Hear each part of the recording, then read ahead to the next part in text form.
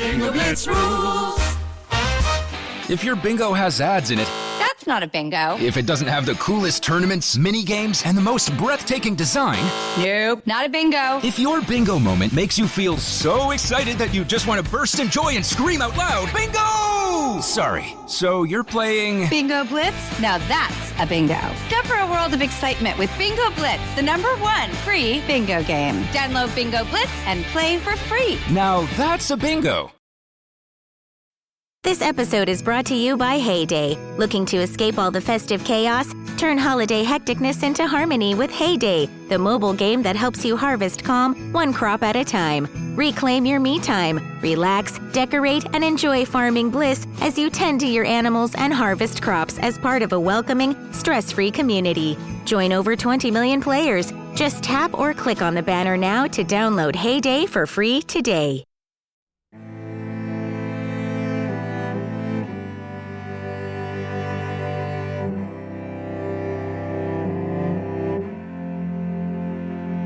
Hello and welcome to Vulgar History, the feminist women's history comedy podcast. My name is Anne Foster, and this is a little holiday gift for all of you.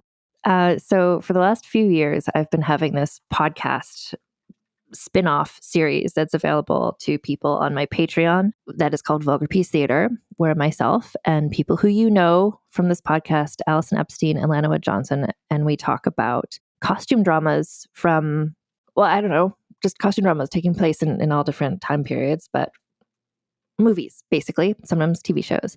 And the three of us each take a turn picking the film, and it's usually something that one of us has seen and the other two have not. And in this instance, this was a pick by Allison Epstein, and it's the movie A Knight's Tale. And the reason that I'm choosing this one to just have everybody listen to is, first of all, it's just a joyous episode. We all love this movie. And I had asked on the Patreon to people, like, what do you think is a good episode of Vulgar Peace Theater that would just kind of cheer people up and be a delightful treat? And this was by far the one that most people voted for. So I'm really excited for you all to hear this. It's my gift to all of you. Thank you, Tits Out Brigade, for supporting me and the podcast and my book this whole year, this whole fucked up weird year. And there's lots more Vulgar History coming in 2020. What is God knows, 2025 next year. And I'm happy to have you all here with me and enjoy this little delightful episode of Vulgar Peace Theater. My gift to you. Hi, welcome to Vulgar Peace Theater. I'm Anne Foster. I'm joined here with Allison Epstein, Lana Wood Johnson. I do want to say before we get into the episode, just because I have just recently wrapped up the Internationale season. So I asked on Instagram, like, what were your favorite episodes? And everybody's like, Cece, Catalina, Lola, and also Sushi. And so like Lana was not on the Sushi episode, but you like inspired it. So I just wanted to say that both of you, your vibes are strong. I do want to say that I love every time I come on the main pod, the person I'm talking about gets a 27, and it's in the same way every single time, because it's just like, you're a scandalous, horrible dumbass. 27 points. And yeah, I love that for me. Yeah, I love that sort of grotto, just the area. the dirtbag, Dirtbag Island is where you stay. We have a flag and everything. And a couple of people, Lena, have been messaging me like, did you know this movie's coming out? It's about Cece. It's called Corsage. I'm like, I'm aware. so very aware. Coming to select theaters December 23rd. I know. And coming to this podcast sometime when it's streaming. As soon as it's on streaming. We will be discussing it. So today we're talking about A Knight's Tale. This is Allison's pick. I just wanted to quickly say, so it was written and directed by Brian Helgeland, a person who's done Helgeland. Brian Helgeland. He's done some other stuff, but nothing like this. And the costumer is someone so Caroline Harris, and she's worked with him on several other films, none of them like this. And when I say like this, it's because this movie is really singular. She's really done mostly contemporary costuming since The Costumer, which I think is a shame. I think that should be out there doing every costume drama, because the choices she makes are exquisite. Anyway, I just wanted to say who these people are. So Brian Helgeland, what did he do also? Is he he wrote and directed. Like this was his thing. He did that one where Tom Hardy plays twin gangsters. I didn't see it. He did 42, starring Chadwick Boseman, about Jackie Robinson. He's got a real eclectic career, which is, I don't know. There's so much to talk about with this movie. It's so specifically itself. All I'm going to say, because I just want to start with like sort of where we were coming into this film. And so I remember I saw it not in theaters, but like around-ish the time it came out. And all I remember was Shannon Sossamon had interesting outfits and her hair was spiky. And there was one or two red-haired characters. So coming into this, that was all I remembered. And both of those things were true. That is correct. Yeah. Lana, what is your experience with this movie? I saw it when it came out and I enjoyed it enough. And I don't think I've watched it since. It is not my time for it. My best friend is in SCA and she refuses to watch this movie because of reasons. But she and I have an agreement where she doesn't go after 1600 and I don't go before 1600. And then we don't get in fights about history. So it's good she's not here. To be fair, there is almost no history in this movie. So correct. I will say that this movie also implications of history. Yes. There are people in this movie that would hint at a year, but the movie itself never gives a year that it's in. So, which is good because it's like smack dab in the middle of the Black Plague. So, but you know who's unaffected by that? Sorry, I'm going to talk about them later. But my favorite character in this movie was maybe the extras who were just all so happy to be there in every scene. Sorry, Allison, you chose this film. What is your history with this film? I did. I chose this film because it is my number one favorite film of all time. And this is the stake I put in the ground that A Knight's Tale is a perfectly constructed film. I have no notes. I saw it when I was, I think, in middle school because my mom saw it in theaters. And then she was like, you're going to love this. And so she got it at like the Blockbuster in like 2005. And I was like, yes, my entire personality for the rest of my life. It is this film. I will point out as we go along in this podcast, all of the extremely formative moments of this film that made it into my novel. Because the direct influences are direct and influential. But I must have seen this movie a dozen times between middle school and high school. And then I haven't seen it since. So this was a delightful revisiting. I had a whole journey. Lana's face is judging me so hard, listeners. You can't even begin to understand how hard I am judged. No, it's not judgment. I saw this movie with my husband on a date. Oh, okay. It's because I am a literal child. I see. You're making me feel very old. But it also explains why we have very different reactions because I have very formative middle school movies that are not good. This is actually a good movie. It's just thank you. And it came at an important time to me.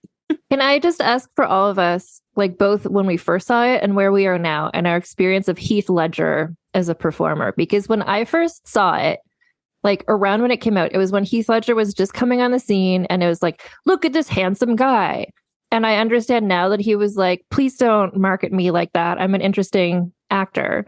But this is very much just like, Heath Ledger, here's the new hunk. He's on Teen Beat magazine. So I was just like, ugh, this guy, he's so overrated. So when I first saw it, I was just like, ugh, this guy. But now looking back on it, also how young he was in it. He's like 20 years old when he did this movie. I really appreciate his performance and in a way that I know that I didn't at the time because I just thought he was this kind of like overrated heartthrob of a person. I thought he was very nice to look at the first time I watched this movie, and I still think that. Although I think he's an incredible actor, and I will watch him in anything. Feel very cheated out of the decades of Heath Ledger films I could have had. Yeah. I liked him in The Patriot. I liked him in this. I loved him in 10 Things I Hate About You. Mm-hmm. And then then he was just Heath Ledger. He was just an actor that was just very solid in the movies he made. Oh, he was in The Brothers Grimm. I do love that one especially much. Oh, we should do that. That's with Matt Damon, right? For sure. That is not historical anything. That is not history. That's Lana rant stuff. You know, half of this is for our own individual rants. Why do you think we watch Anastasia, the animated musical? God. I will be uncontrollable because the Grimms are one of my things. I mean, we can put that on there, but that can be like, you choose that when you feel like you're in a place where you're ready to dive into that emotion. When we pick our anger thing, he was by far the most amazing Joker of all time, and I hate that it hurt him.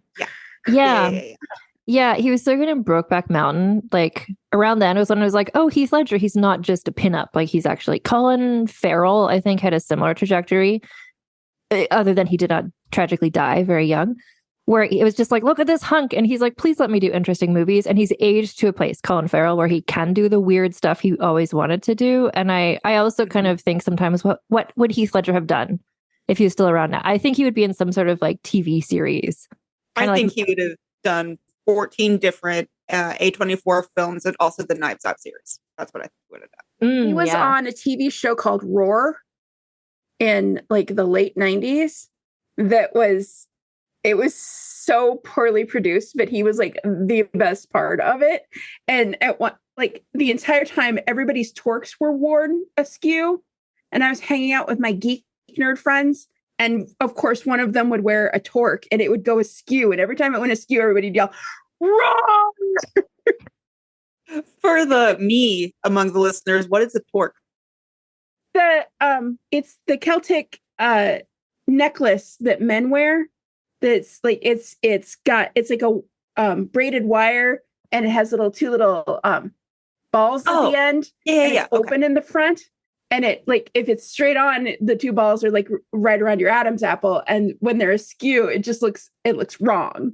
Okay. And it was always wrong on him in that show. And that is a formative experience for me. I was impressed when I saw we are gonna, like, listeners, this is gonna be a long discussion, but you know what you signed up for. Somebody actually sent me a message saying like these are her favorite things and she wishes there was more of them. The Vulgar Peace Theater discussions, which is like, I think we do exactly as many as we're like fundamentally capable of doing. But like, thank you for that. We also love them. We do. It's my favorite part of the month. It's such a treat. I'm so happy to talk about this movie that we're all good after like you've had a month to decompress and from the trauma that I caused you last time with Queen Margot. Also, I really, really had to redeem myself after my last pick because like I shamed my country when I made you all watch Les Mis was my last pick. But that's brought so many TikToks. Lana keeps I have ruined Lana's For You page ever since. Yeah, Lana keeps forwarding us like your TikToks. You they're all funny. They're all Les Mis parody TikToks and they're all great. Every once in a while my For You page will throw up the most amazing vulgar history tie-in, and half of them are Les Mis, but I sent one last night that was Spot Conlon appreciation fan post, and I'm like, yes, now my For You page knows me. We're fixing the algorithm. Oh, and also what you've taught me is the most recent episode of Vulgar History that just came out. And we're talking about Zhang Yisao, the Chinese lady pirate. There was a part where she puts together the confederation of all the pirates. And I was like in the podcast, I'm just like, it's like in Newsies, how all the boroughs come together and one of them has a slingshot and one of them has top hats, but they all come to work together. So like, I wouldn't never have made that comparison if you hadn't made me watch Newsies. So thank you. and in Shishi, which is even better. Right. So I was looking at just like various trivia points about this movie. And so he was cast in this. I think he had done 10 Things I Hate About You, which is why he became this like teen heartthrob. Like, obviously, to me at the time, I was more into Joseph Gordon-Levitt in that film when I was a teenager. But now I can appreciate Heath.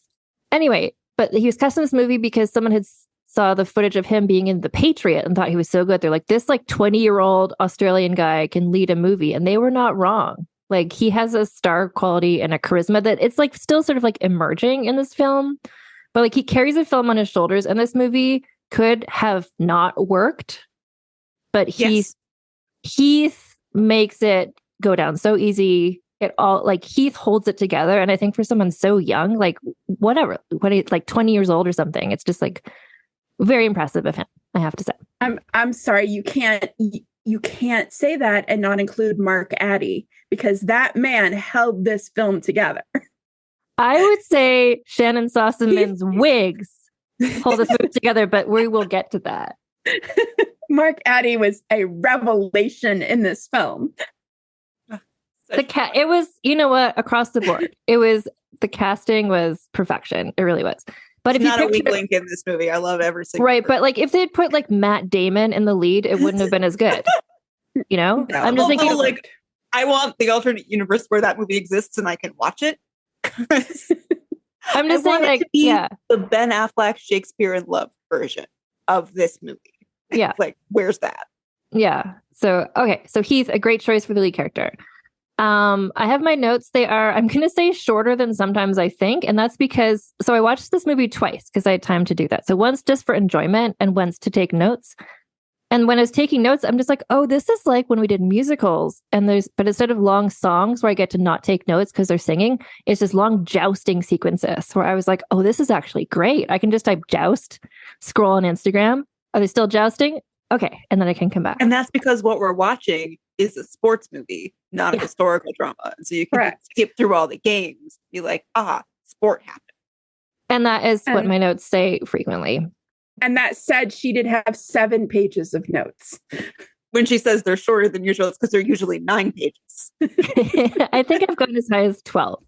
But I was just like, wow, the movie's almost over and I have so few notes.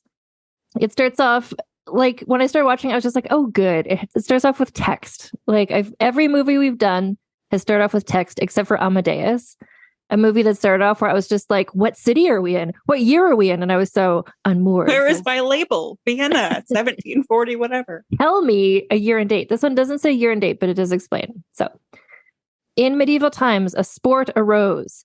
Embraced by noble and peasant fans alike, though only noble knights could compete, the sport was jousting. For one of these knights, an over-the-hill former champion, it was the end. But for his peasant squire William, it was merely the beginning. And then we see footage of a knight in a joust falling off of a horse, which I later read was actually footage of like a stunt gone wrong. And they were like, oh, we can put that in the movie. Let's just use that. So no horses were harmed in the making of this film, but they do fall down sometimes. I want to point out, for anyone who's like me and has to check the animals in every movie that they watch, every single horse who falls down gets up immediately after and walks away in this movie, because I checked. And I'm like, even on screen, they're fine. Okay, good. Like, this movie is only positive vibes, truly. Yes. Yeah, you're right. It's a very just like, don't worry about the horse, is fine. Yep. So the movie starts. So the guy who fell off the horse, the over-the-hill former champion, is dead by a tree. Heath Ledger with dreadlocks, only in this scene. He's looking a lot like the people from that TV show Vikings in the sense of being a blonde white man with dreadlocks. So he's there, and we meet his 2 pals, who are Watt, who is played by, how do you say his last name? Is it Tudyk? Alan Tudyk. Alan Tudyk, who, when I rewatched this, I'm like, oh, him? Like, when I first watched it, I was just like, oh, this is a goofy British actor. No, it's an American person who's actually blonde playing the red-haired character. And I will say later, like, for a man-heavy movie, I'm pretty sure they made him go red so he and Paul Bettany would not be both blonde. And I appreciate that. And that's what more movies should do to physically differentiate their man characters. So we've got Watt. Also, he's the only one on the cast that's American, and you can kind of tell with his accent. Is Shannon Sossamon not American? I just assumed she was. Oh, no, Shannon Sossamon is. I'm sorry, you're right. But he's the only Alan's the only boy. really tried to do an accent. And Shannon was like, sometimes I might stretch my A's out a little bit. Yeah, I think when I feel like it. As I was watching this movie, I was just like running through her categories. I was just like, oh my God, accent work, it's there. But also the music, we can count that. I'm like, the costume, it's there. I was just like, we're going to have lots to talk about. So Alan Tudyk is there as Watt, the red-haired friend. He is angry. That's his defining trait. And then Roland is there, played by Mark Addy. So, Lana, can you explain Mark Addy or why you like him in this so much?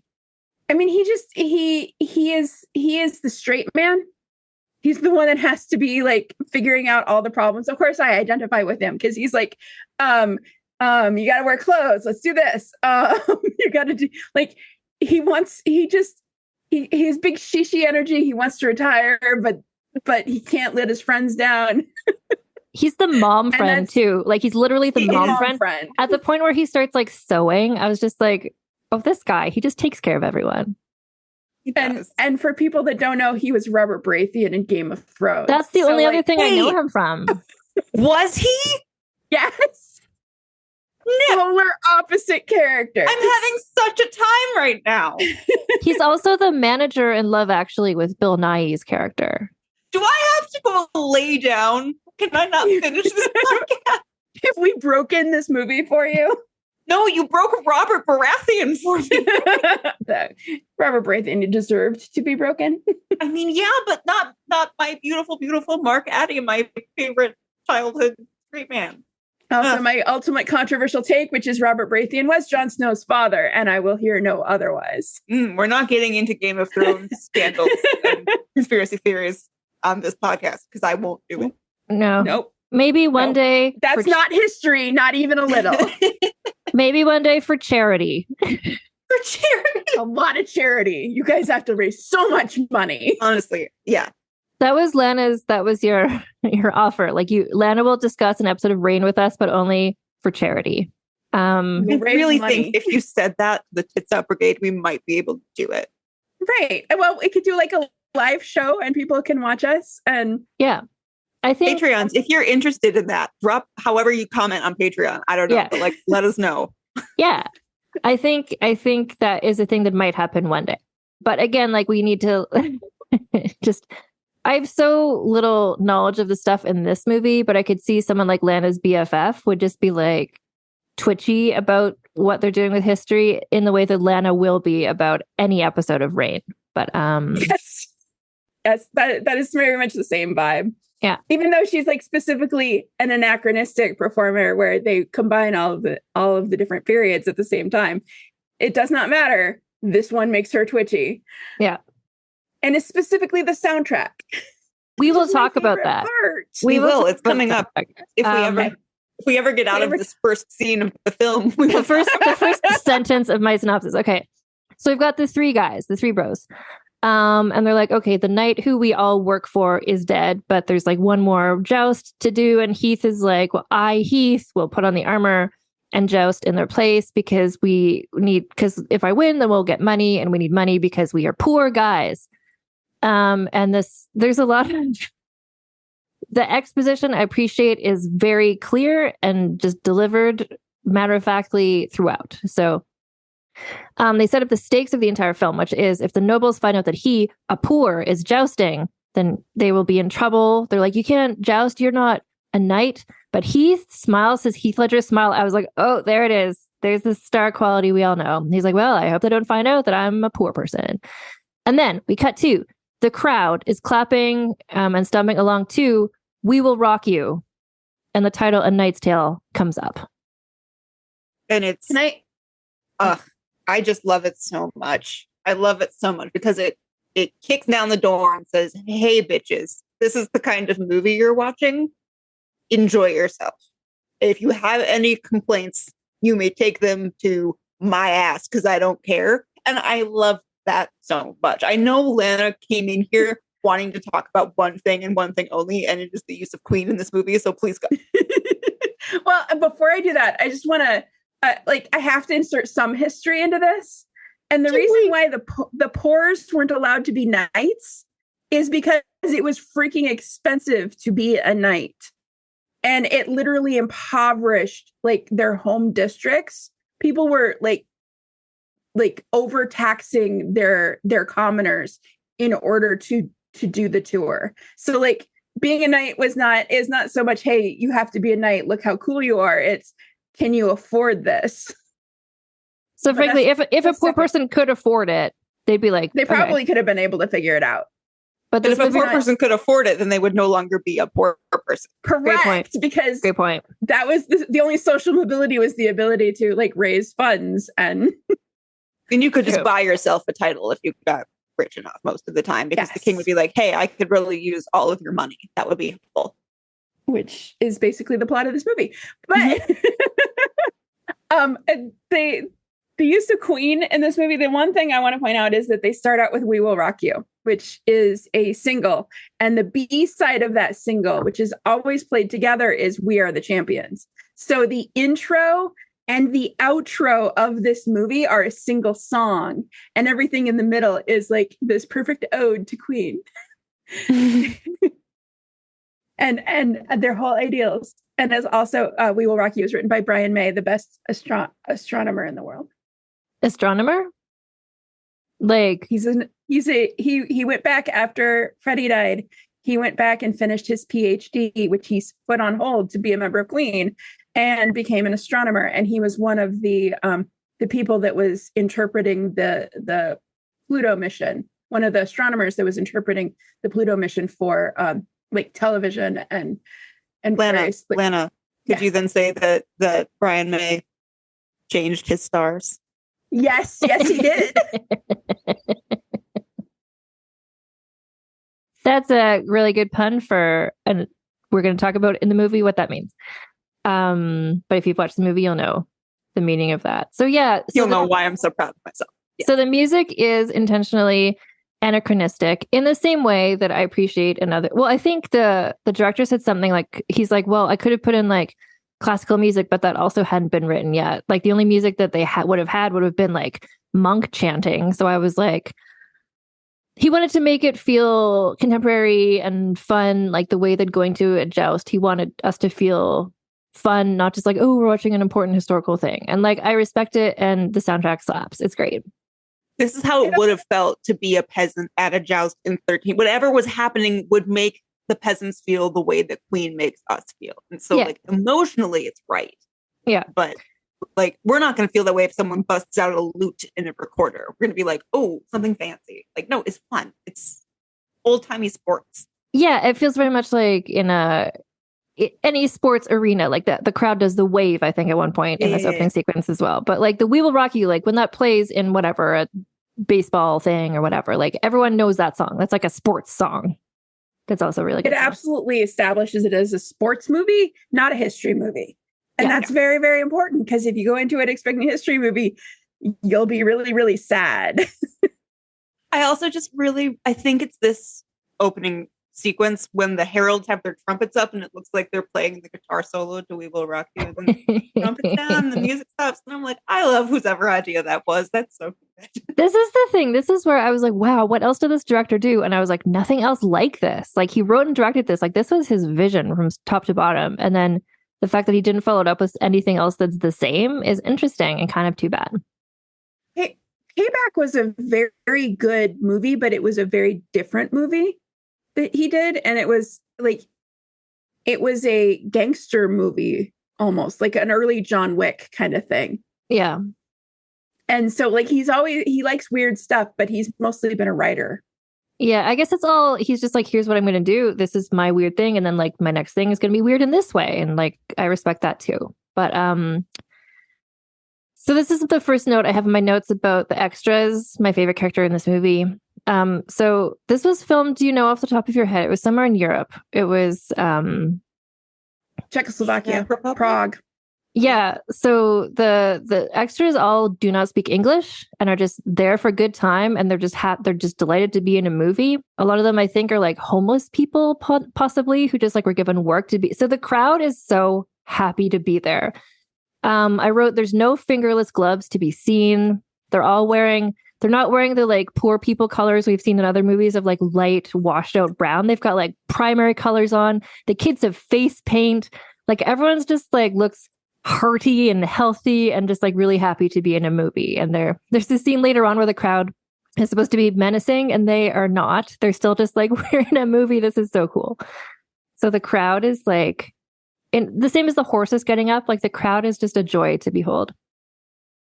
And yes, it was Czech Republic. I am showing my old by saying Czechoslovakia. Yes, and I am by not correcting you, also showing my old.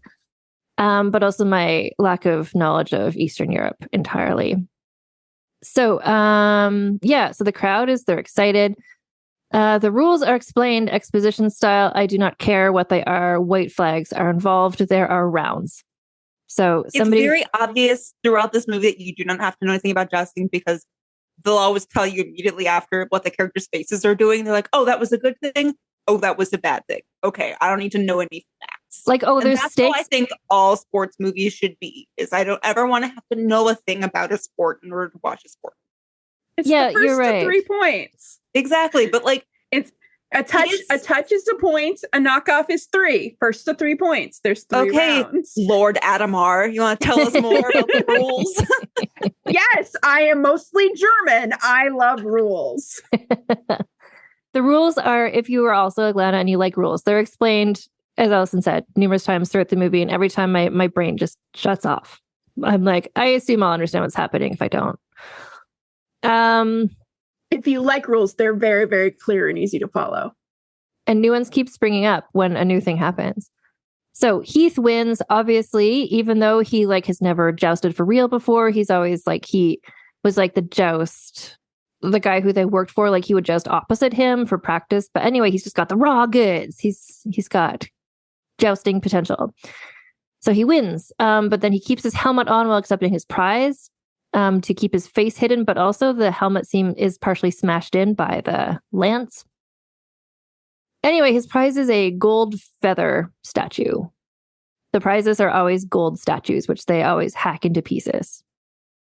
To the point where I'm just like, why not make the prize be like coins? I don't know. Because most knights wouldn't need the money because they'd have the money. They would just want the fancy thing. Most knights would be couth enough to take it home to melt it down. And they want it in something that's like compact and that they can disguise. True. Okay. So they barter the feather for money, and then Heath is like, let's do this for real. Like, let's go on the like jousting tournament circuit and like I'll be a fake knight. Watt and Roland are like, no, we can't do that. And then they like literally fight. And then they agree to do it. I just put in my notes because I didn't realize until later, but they're in France. That's where the jousting circuit is. It took me a while to realize that they are in France for most of this movie. And embarrassingly, I only realized that when they were going back to England. I'm like, oh, they've been in France this whole time. Got it. Okay. Which they're mostly on the continent between France and they're in France right now, but they're like in the continent. In my defense, everybody speaks English in this movie, except for some French accented French people who show up at one point. Anyway, so they're in French. Costume watch. So Heath in this throughout the movie, actually, he wears sort of like a slim fitting linen top. And I mentioned slim fitting because Watt and Roland are wearing size XX large pajamas.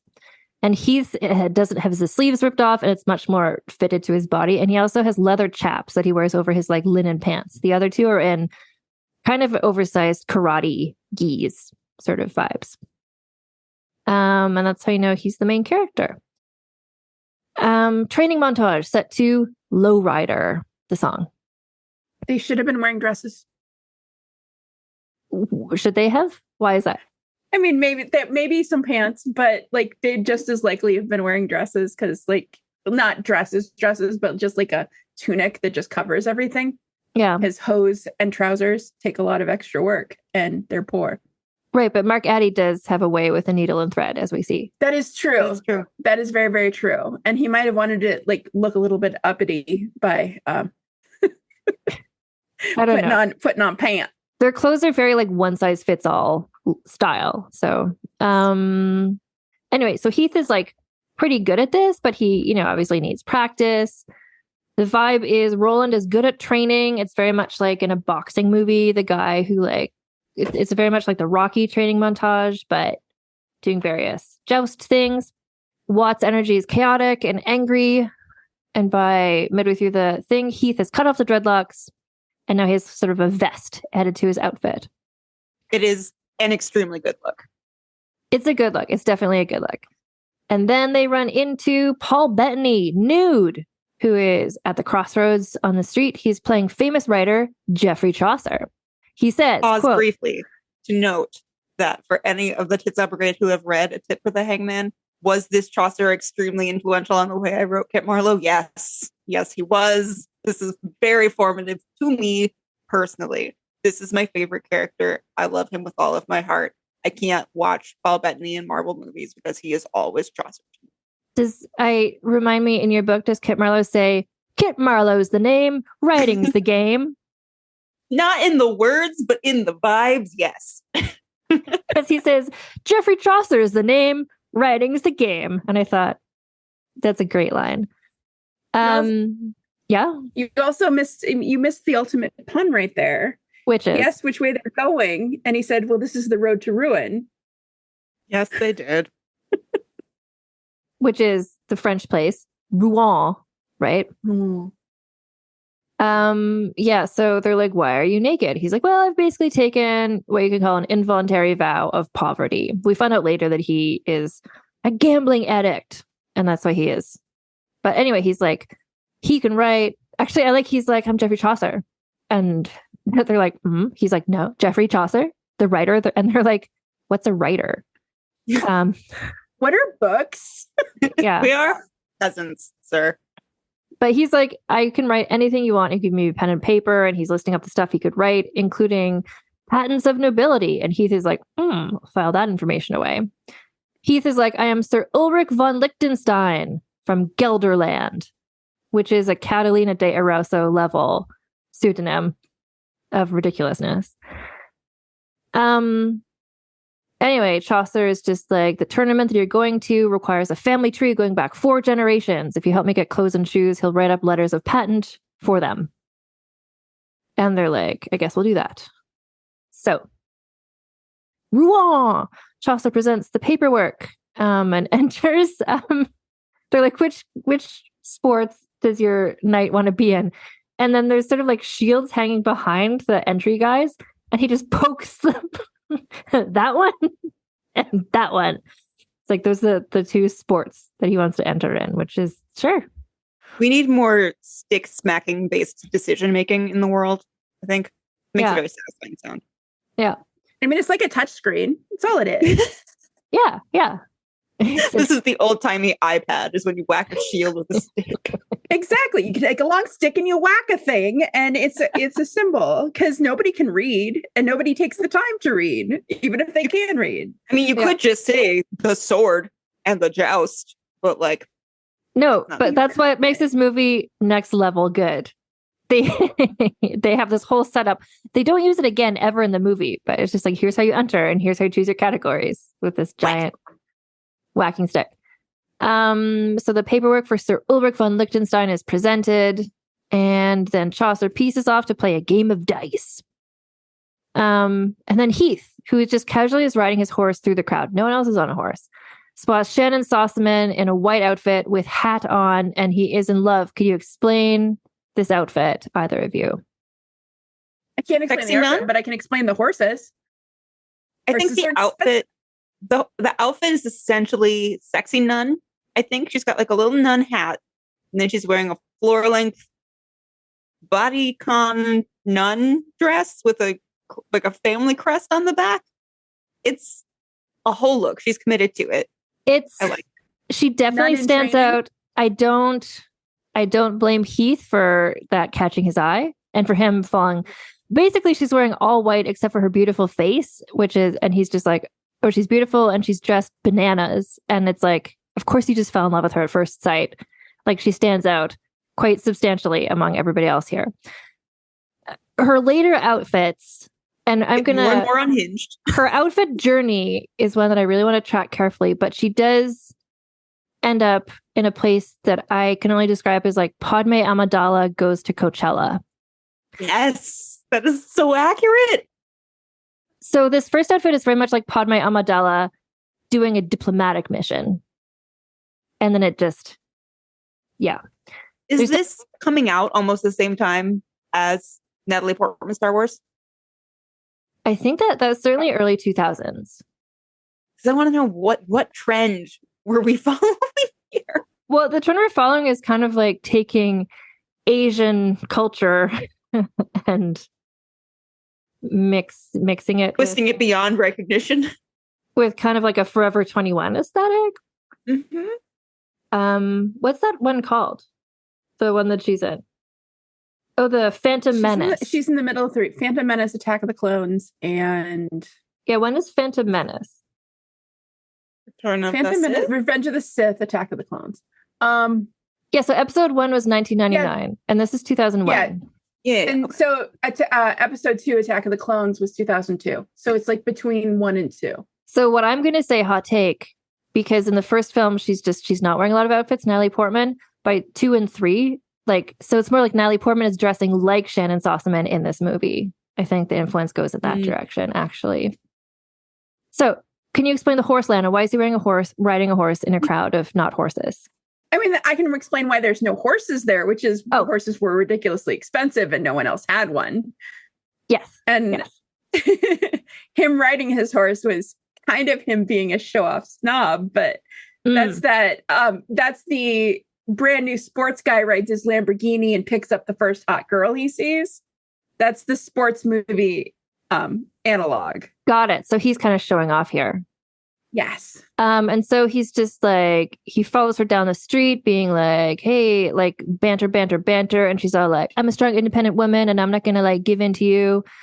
He follows her but she won't reveal her name, notably. And then he follows her like literally into a church. And then a church guy comes up to us like, this is a church. And he's just like, oh, sorry. I like rode my horse into a church. I brought my horse into a church. Also, have we seen the church guy in another Vulgar Peace Theater film? Because his face was so familiar, but I forgot to look him up. He really had I don't know. For a minute, I was like, is this Toby Jones? But it's not. But he's kind of like, you can't afford Toby Jones, you get this guy sort of vibe. I don't know. What's his... I should have looked it up. That's my bad. No, and I thought of that too, but I didn't. What's his actor name? Do you have the page up? It's Roger Aston Griffiths. He has a Tyrell in Game of Thrones. Okay, everyone in this movie was also in Game of Thrones. Because they're British. It's the law. Every British person was in Game of Thrones. Well, the thing is that people with... he has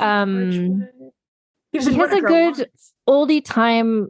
Like, he has a good costume drama face. So I feel like he looks like a grumpy priest in and out of Restoration. He was what? He's in movies that we have on our list to eventually watch, like Restoration and The Madness of King George. He plays P.T. Barnum in Gangs of New York. Oh, we have to put New York on the list too. We are not going to watch Gangs of New York in this podcast. We do not have the time. So many failings. So I think we all just recognize him generically from like all period dramas. Known character actor. Okay. He has one line. I got us distracted. He's been in Doctor Who, but I think, again, every British actor has been. Yes. Oh, he was in the TV series The Musketeers. Did you watch that, Allison? Sexy Musketeers. Not. I feel like that's your vibe, though. I think it's like a group of young guys who are like historically adjacent. I do love historically adjacent dudes. I will look into this. Doing hijinks. Anyway, he was in that. He played elderly priest. Perfect. He has the face for it. He's in The Tudors. Anyway. Who is he in The Tudors? Oh, he's Sir John Hutton. I don't know. There's a lot of whatever. Okay. There's a lot of men in that. The Tudors is my entire personality. So that I'm sure I saw him as man who was also in The Tudors. He's in The Brothers Grimm playing the mayor. Yes. So I saw that as well. So anyway, yeah, he's just scrolling through this. Allison, you're not, we are, and I'll move on from this, but it's all period dramas because he has this oldie time face and look, and that's a great niche. So, anyway, Shannon Sossaman is a strong, independent woman who can speak for herself. She also has a lady's maid whose name we learn later is, I think, Christiana, who has like the coolest long hair. She's got like waist-length long hair with just like braids in and out of it. It makes me want to just grow my hair out and do that with my hair. My hair would never look that good. Second best accent in the show. Christiana? Yeah. Okay, so Heath wins his joust. And then he heads for the sword fight because he's entered in the 2 competitions. Okay, so we're getting into the Canterbury Tales of it all. A book I have not read, although I do believe in high school at some point we read part of it because I do know who the wife of Bath is, but that's just because... The only one worth knowing in the Canterbury Tales is... I think so. She's also... And the woman who farts through a window. That's pretty much the highlights. Yeah, so the 2 people who he's gambling with are apparently characters in the Canterbury Tales. It's Simon the Summoner and then some other guy who has a name that's like that. And so it's some sort of like deep cut for like the English lit nerds, apparently. Yeah, it was for me. I laughed. Okay. So like, what is the Knight's Tale in the Canterbury Tales? Nothing at all to do with this. It is an incredibly boring, very long romantic poem that the knight tells when they're on the road. And it's about like two brothers locked in a tower and like they chivalrically kill each other at some point, blah, blah, blah, whatever. Okay. So, because later in this, and I'm sure we will talk about it when we get to it as well, but Geoffrey Chaucer is like, I will eviscerate you in literature. I'm going to put you in my book and you're going to be such assholes. So, like, are they? He does. There's the idea of the Canterbury Tales is that there's like 15 people on the road from London to Canterbury on a pilgrimage, and like they all take turns telling stories. And so the summoner, I think the other one is the pardoner. Yeah. They're two of the people in the Peter group the who are Pardoner. telling stories. And like it goes on for like 500 lines about how ugly and shitty and like pimply and smelly, corrupt these people are. It really does. He leans in. Okay. So he does eviscerate these guys in literature. He does. They suck. Yeah. It's So a long-standing tradition of all of it. It is from the beginning of English writing that we put people we don't like in and say mean things about them. It is the way. Yeah, so these are the guys to whom he owed money. Anyway, so Heath is heading for the sword fight, but then Simon the Summoner is like, hey, your guy like owes us money and we took all his clothes. Paul Bettany nude again, I believe, and he's like, I have a gambling problem. And he literally says, I have a gambling problem because this movie is not like they're talking like modern day people. And if you get past the we will rock you, like you're not going to mind the fact that a character in like the 1300s is like, I have a gambling problem. And that's why it's there. And that's why it's brilliant filmmaking. It's like, here's what we're doing. Okay. So Heath heads off to the sword fight. I just noticed here, I wanted to point out that so his helmet and throughout this film always has, you can see most of his face through his helmet, whereas the people he's fighting against are often just like actual helmets with just a slit for the eyes.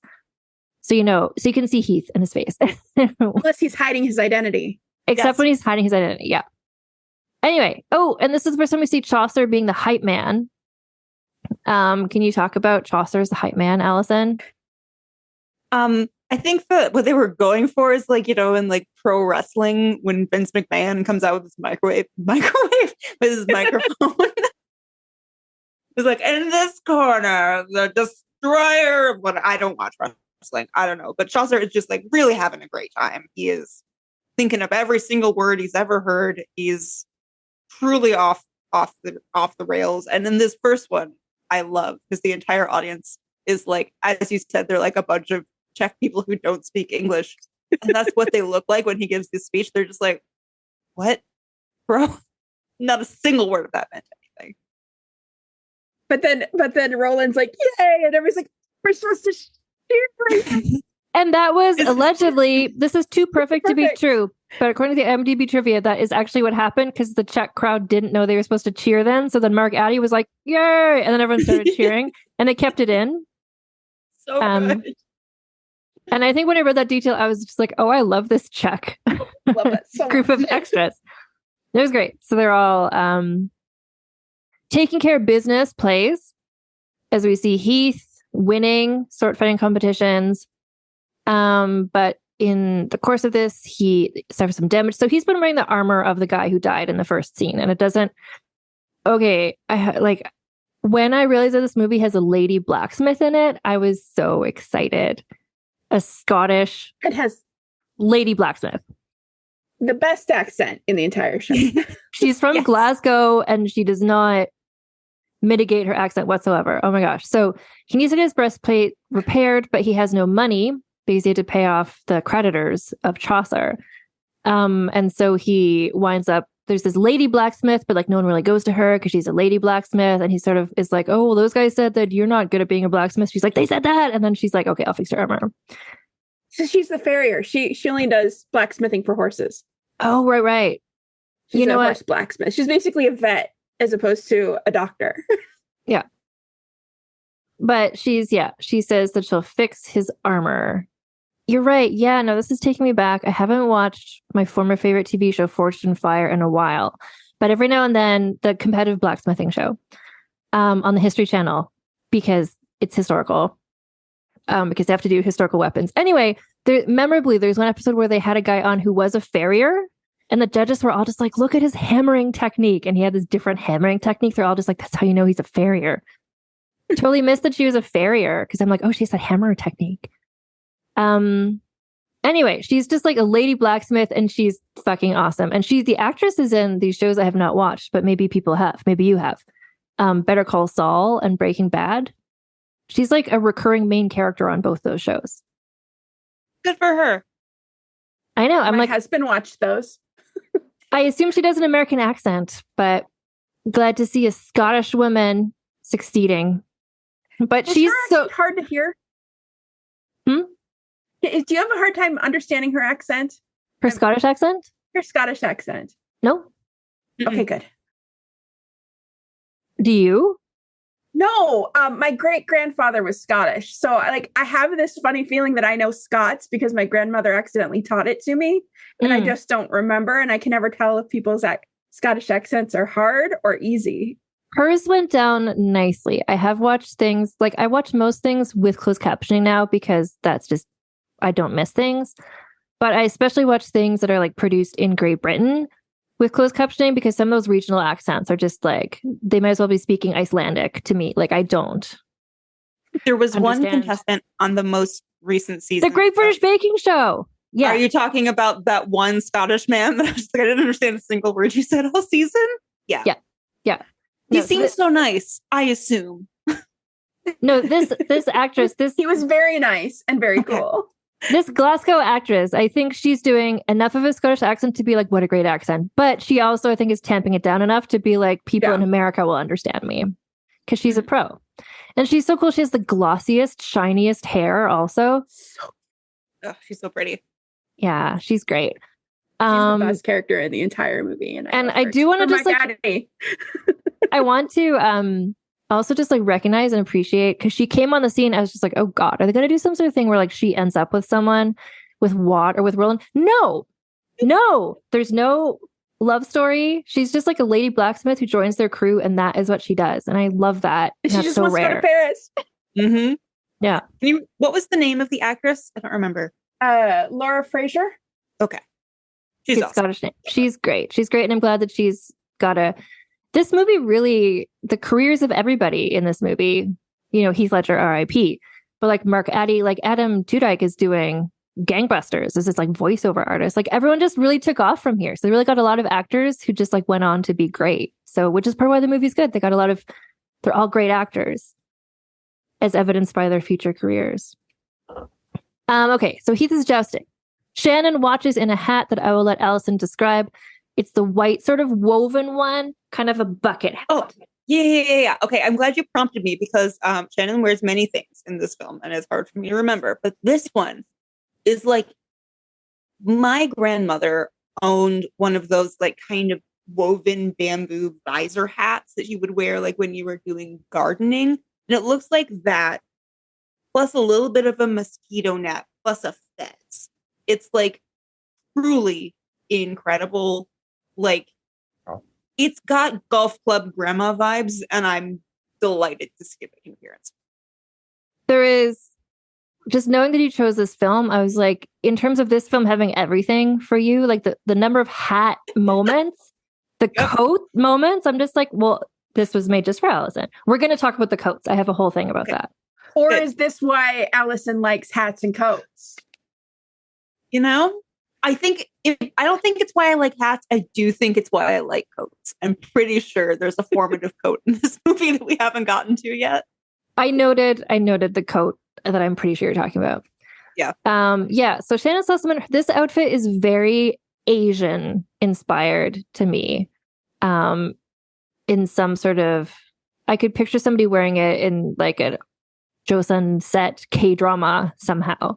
And then Shannon Sossaman, like I looked up, I didn't even look up, I was just like, Shannon Sossaman, what's her deal? And it's like, she is, and it's like Irish, English, blah, blah, blah. So it's not like Shannon Sossaman has one parent who is Chinese or whatever, but like she has an Asian look to her. Like you can tell she's part Asian. Filipino, part Hawaiian Filipino. Part Hawaiian Filipino, yeah. So, and the outfits that she wears do have an Asian influence, and then that really works with her look, I think. Although her character is not visiting Asian nobility, she is Very much a French aristocrat. Anyway, she's wearing this amazing hat. All of her costumes, I think, if you haven't seen this movie, you just need to know that no one in this movie matches what she's wearing stylistically whatsoever. Like, all of my beloved extras are dressed like the extras from the 1963 Camelot movie. Like, they're wearing medieval times Renaissance garb, and Shannon Sossaman is out here in like Amidala Goes to Coachella. Just like, it has nothing to do with what anyone else is wearing, and I love it, and it just really makes her stand out in a great way. This look was bananas. And the hat goes so far down her face, the camera angle always has to be looking up at her, because it's like, that's not a hat you designed for the screen, because you can't shoot her anything except for down from below. Anyway, she looks amazing. Rufus Sewell comes in. Sewell. Did either of you have feelings about Rufus Sewell? What have you seen him in? He's always the bad guy. He's just always the bad guy. He was in Shakespeare in Love, right? No, that's Rupert Everett. No, you're right. I get them confused. I will not answer this question because I think all my other ones are Rupert Give me Everett. a second, because I have feelings about him. It's just they're old feelings. He's and I have not the to one dig them from up. North and South, but that guy looks like that too. Is he the one from Victoria on PBS? He's the one from Victoria on PBS. He was He on plays. Dangerous Beauty. Dangerous Beauty is where I know him from. I know him from Victoria on PBS, where he plays the like smoldering prime The minister. sexy prime minister? The sexy prime minister. Who, Lana, you've not watched Victoria on PBS, I assume, because you hate Victoria. I am, yeah, no, I that angers up the blood. What a sound you made right there. I just wish I had that. When Allison and I both just at the same time said the sexy prime minister, Lana, I think, threw up inside of her brain. Yeah, sexy, great. He's so smoldering. I was like, oh, I just want them to get together. But then Albert shows up and I'm just like, what is this happening? stupid mustache? It's the most unattractive mustache in the whole show. And I'm like, look, Rufus Sewell is right there being smoldery and prime minister. They had to take him off the show because their chemistry was too good. He was too good. Then you have to watch Dangerous Beauty at some point, because that is him just being smolder all the time and winning. Good. That's all he knows how to do. He can do smolder, but here he's using his smolder for bad instead of for good. It's still working though. He's so evil. He's so like mustache twirling without a mustache vibes. And I'm just like, this movie is great. This movie is like, he's just evil. You know, he's wearing black all the time. In this scene, Shannon Sossaman is wearing all white. Oh, he plays an incredible, and he and Heath just like visually, they both have kind of curly hair, but his hair is dark and his hair is light, and like his eyes are dark and his eyes are light, and it's just like the visual glory of Heath Ledger. Yeah, throughout this. It's great. Okay, so Rufus Sewell comes in. His character is Count Adhemar, and he's just like, Shannon Sossaman, me, I'm a misogynist, and she's like, I'm too cool, I don't care. Meanwhile, and then in a weird scene, Heath Ledger is just like, oh my God, I love her so much, but what should I say to her? And Chaucer's like, pss, pss, pss, pss, and whispers for a weirdly long time. But then the next scene is not Heath saying things. So he says things later, but that was just an odd thing to me. This movie's still perfect, but anyway. Also, there's a guy standing nearby holding a falcon. I am not sure why. Just to really add to this whole sort of like Maleficent, like I am evil and here's the bird that accompanies me sort of vibe. 100%. But that's the guy who I realized more so on the second watch. So Count Adhemar's like assistant, who just like really has a crush on Chaucer and just really wants to be like Chaucer. Dorky Harold with his Chaucer fanboy crush. I love that guy so much. Yeah. He has like a little mini arc that like pays off at the end. It's cute. And that guy's also been in so many things, mostly costume dramas. So Heath and Adhemar, they like parry. They're like blah blah blah. Like you're not a good knight. You're not a good knight. Adhemar is like, your armor is like old, and Shannon Sossaman is like, I don't mind a vintage look. So then Chaucer comes out to hype the crowd for Heath's appearance. He like these parts, the sports scenes are very much just like sports occur in my notes. Anyway, so the notes say Heath jousts. Yeah. Yeah. I read the I think it was written by Roger Ebert, because this came out well before he died. But Roger Ebert's review was like the jousting scenes. He's like, they take what would be in person 5 seconds and make it 30 seconds. And I'm like, yeah, they do. Because just like every time there's a joust, it's like slow motion. His face, his face, his face, his face, the horse's feet, his face, where it's like, in real life, that would not take as long as it takes. But I don't mind. Again, a perfect movie. So Heath is like winning. And the guy who he's jousting is like, I've never not seen a joust through and I wish to leave with my honor intact. So for the third round, they both just like hold up their lances and don't joust because this shows Heath is a good guy. Not going to kick a guy while he's down. Shannon Sossaman is like, oh, he shows mercy. And Adamar is like, man, what's wrong with him? So then the next scene is the others. Heath and Mark Addy are lying sort of like in the tent where they're staying for the tournament. It's like a fur rug, and it's like their two heads are in frame. Adam Two Dyke's feet are in frame, and Heath Ledger is just like it's big Romeo Montague energy. He's just like, oh, my love, my lady. Like, he's so in love. He still doesn't know her name. It's like, because it just really reminds me of Romeo from Romeo and Juliet, but in a non-annoying way, in a really sweet, adorable way. Kind of like how in Shakespeare in Love, how Joseph Fiennes was just like pouring himself over furniture, just being like, oh, my love. Like Heath Ledger takes it in a different direction. It's just kind of like, I like her so much. That's just like cute. And then we're all like, I really like you too. So that's good. It's just sweet. It's cute. Still doesn't know her name, notably.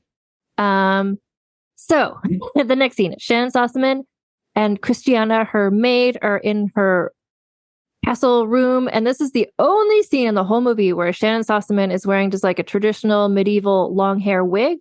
And I feel like they shot this and they were just like, not weird enough because they saw the dailies and they're just like, we got to change up this look entirely because they do. Anyway, she's like, I like Sir Ulrich. That's basically the scene. Oh no, she's like, the maid is like, oh, would you like, do you want Count Adamar to win? And Shannon Sossaman's like, ugh, no. Then the maid is like, do you want Heath Ledger to win? And Shannon's like, maybe. And that's, so she likes him back. Next day, Heath is jousting opposite Count Adamar. Christiana, for that is the name of the cute maid. Presents him with a scarf to be like, my lady wants you to wear this. Her name, she wants me to tell you her name is Jocelyn. I'm still going to call her Shannon Sossaman because that's a better name. So, in this scene, Shannon Sossaman is wearing a yellow dress. Her hair is in like a half sunshine of spikes, like a half circle sticking, like she has a bun, and then just like a half circle of just hair standing out straight. Like this is the look that stayed with Anne for 15 years. Yeah. I was just like, Shannon Sossaman, she's in the movie and she has spiky hair. It's just like, that's it. That's the look I recall. And you said that on one of these other podcasts and we were talking about, we were going to watch that. I was like, yes, I remember the spiky hair scene. It's very striking. Yeah. Well, and to go from like, we saw her in the like nun outfit with white hat, then we saw her with like long hair.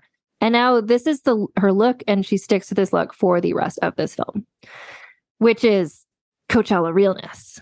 She looks amazing. So, and I think she's wearing this outfit when Heath is like, you're like the sun. I'm like, literally, she's wearing a yellow dress and her hair is shaped like a child's drawing of the sun. So, the crowd cheers for Ulrich.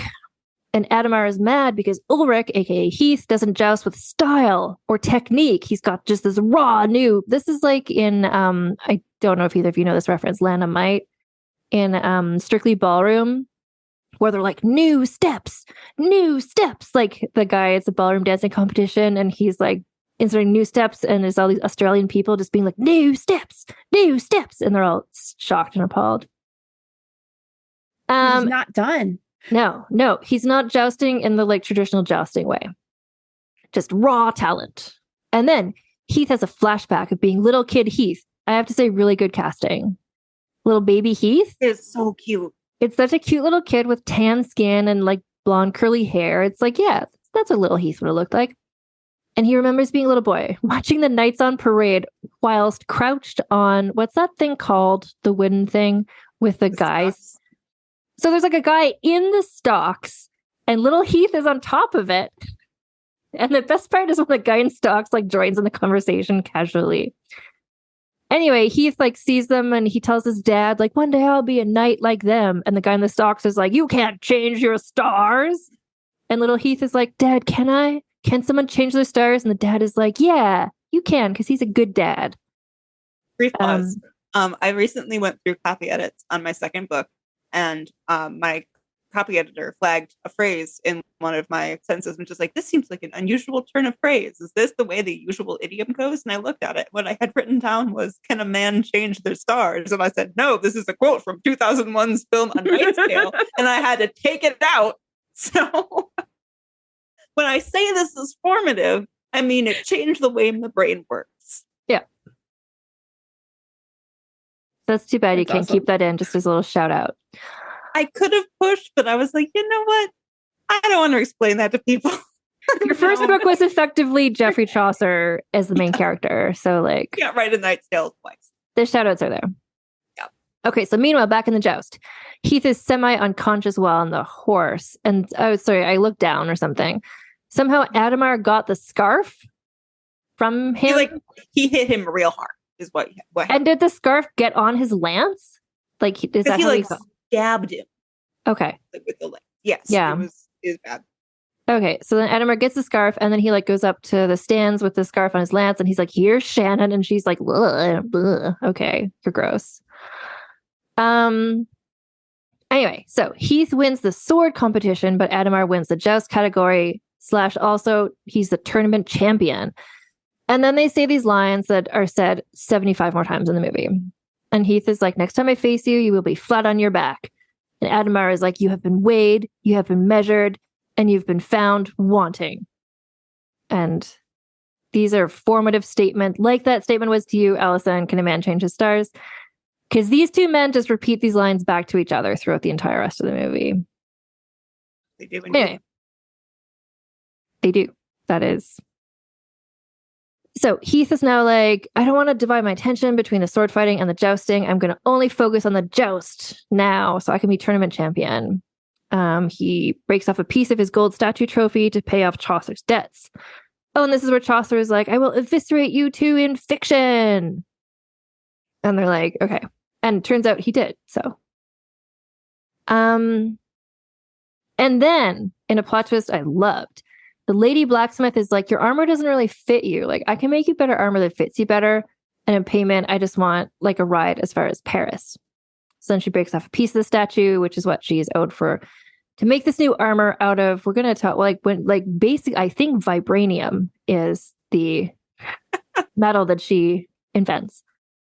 Anyway, so Heath wants to head out on foot to the next tournament to like save the horse's energy, but Chaucer's like, "No, you have to go to the banquet tonight."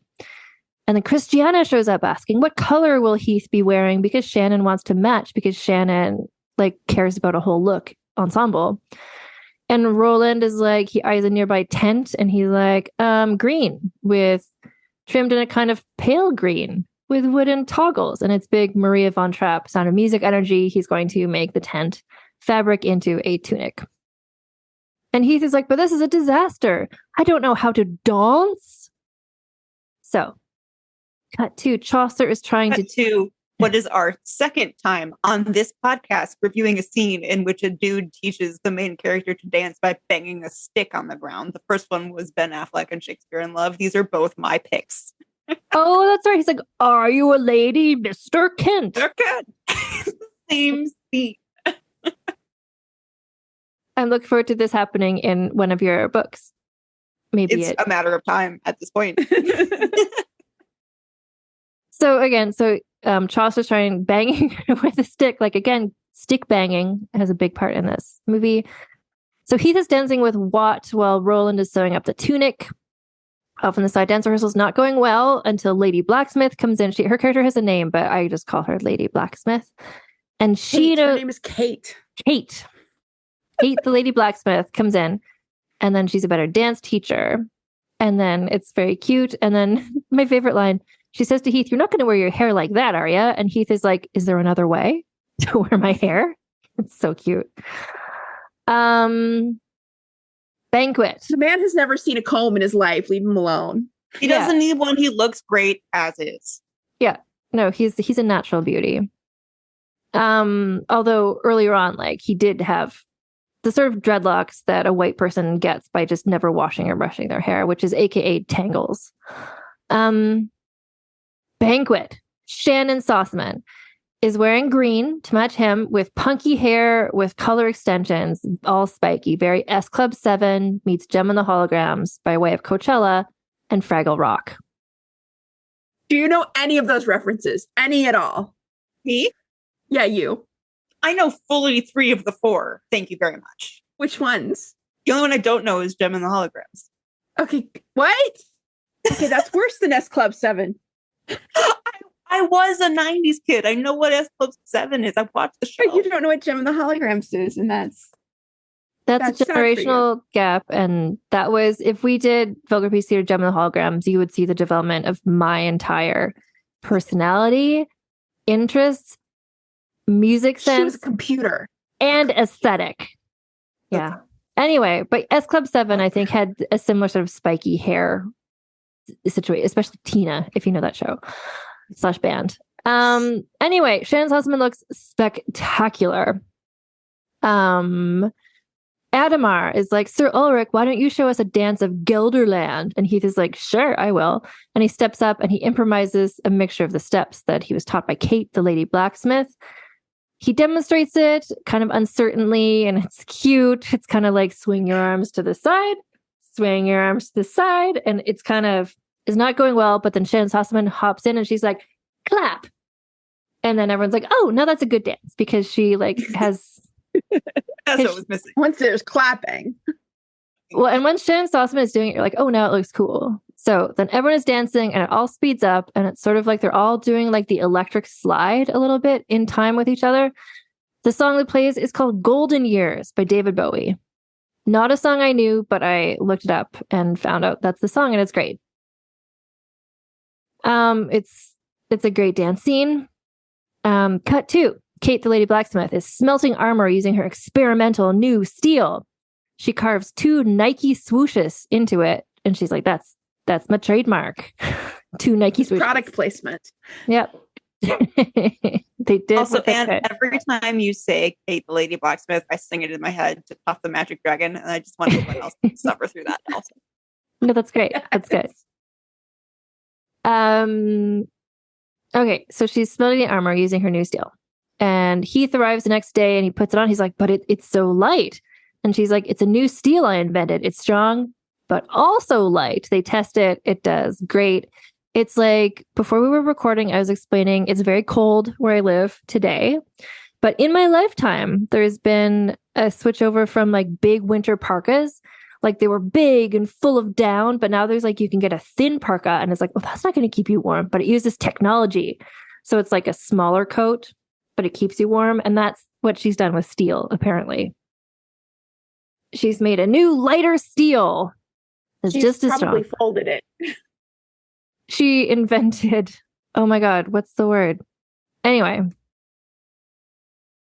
it's been so long since I watched my favorite show, Forged in Fire. Damascus. Yeah, she's invented Damascus steel. A multi-layer. She's relocated Damascus steel. Yeah. Yeah. So anyway, the armor is great, fits them great. Time for the next tournament, at which Shannon Sossman is in black. And this is the boob dress. Yes. So she's wearing a dress that is sheer from like top neck to waist. So you see like the full side circumference of her breasts. Yes. It is such a 90s look. Like this is early 2000s Britney Spears, the VMAs. It's incredible. Yeah. So I wrote she's in black with a hat and a dress that has a sheer panel down the front showing a lot of cleave.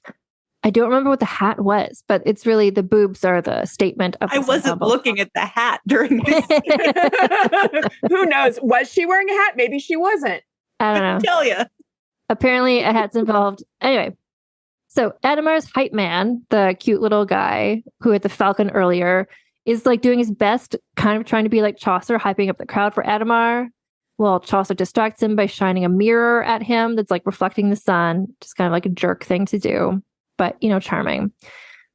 But then the person who Adamar was going to joust is recognized as Edward the Black Prince, identifiable by the little cross-shaped tattoo on his cheekbone that you can see when he opens his helmet halfway. And I appreciate that because then I knew every time it was him again, because he's a very... Okay, James Purefoy is the actor. I've heard that name, but I don't know him as an actor, and so I find him very generic looking. So I appreciate that they gave... Again, this movie was looking for people like me with borderline face blindness of men and put a tattoo on his face. So I'm like, well, that's Edward the Black Prince. Face tattoo. Lana, can you tell us who Edward the Black Prince is? IRL? He started the 100 Years' War. Oh. So significant.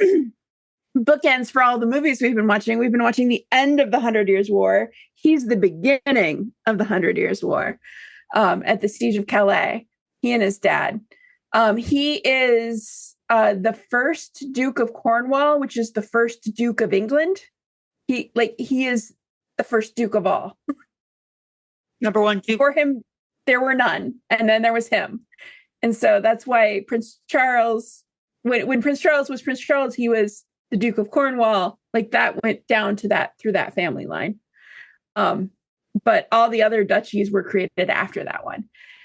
He was also he's like the third English. No, he was the second English Prince of Wales. So like, this is old history.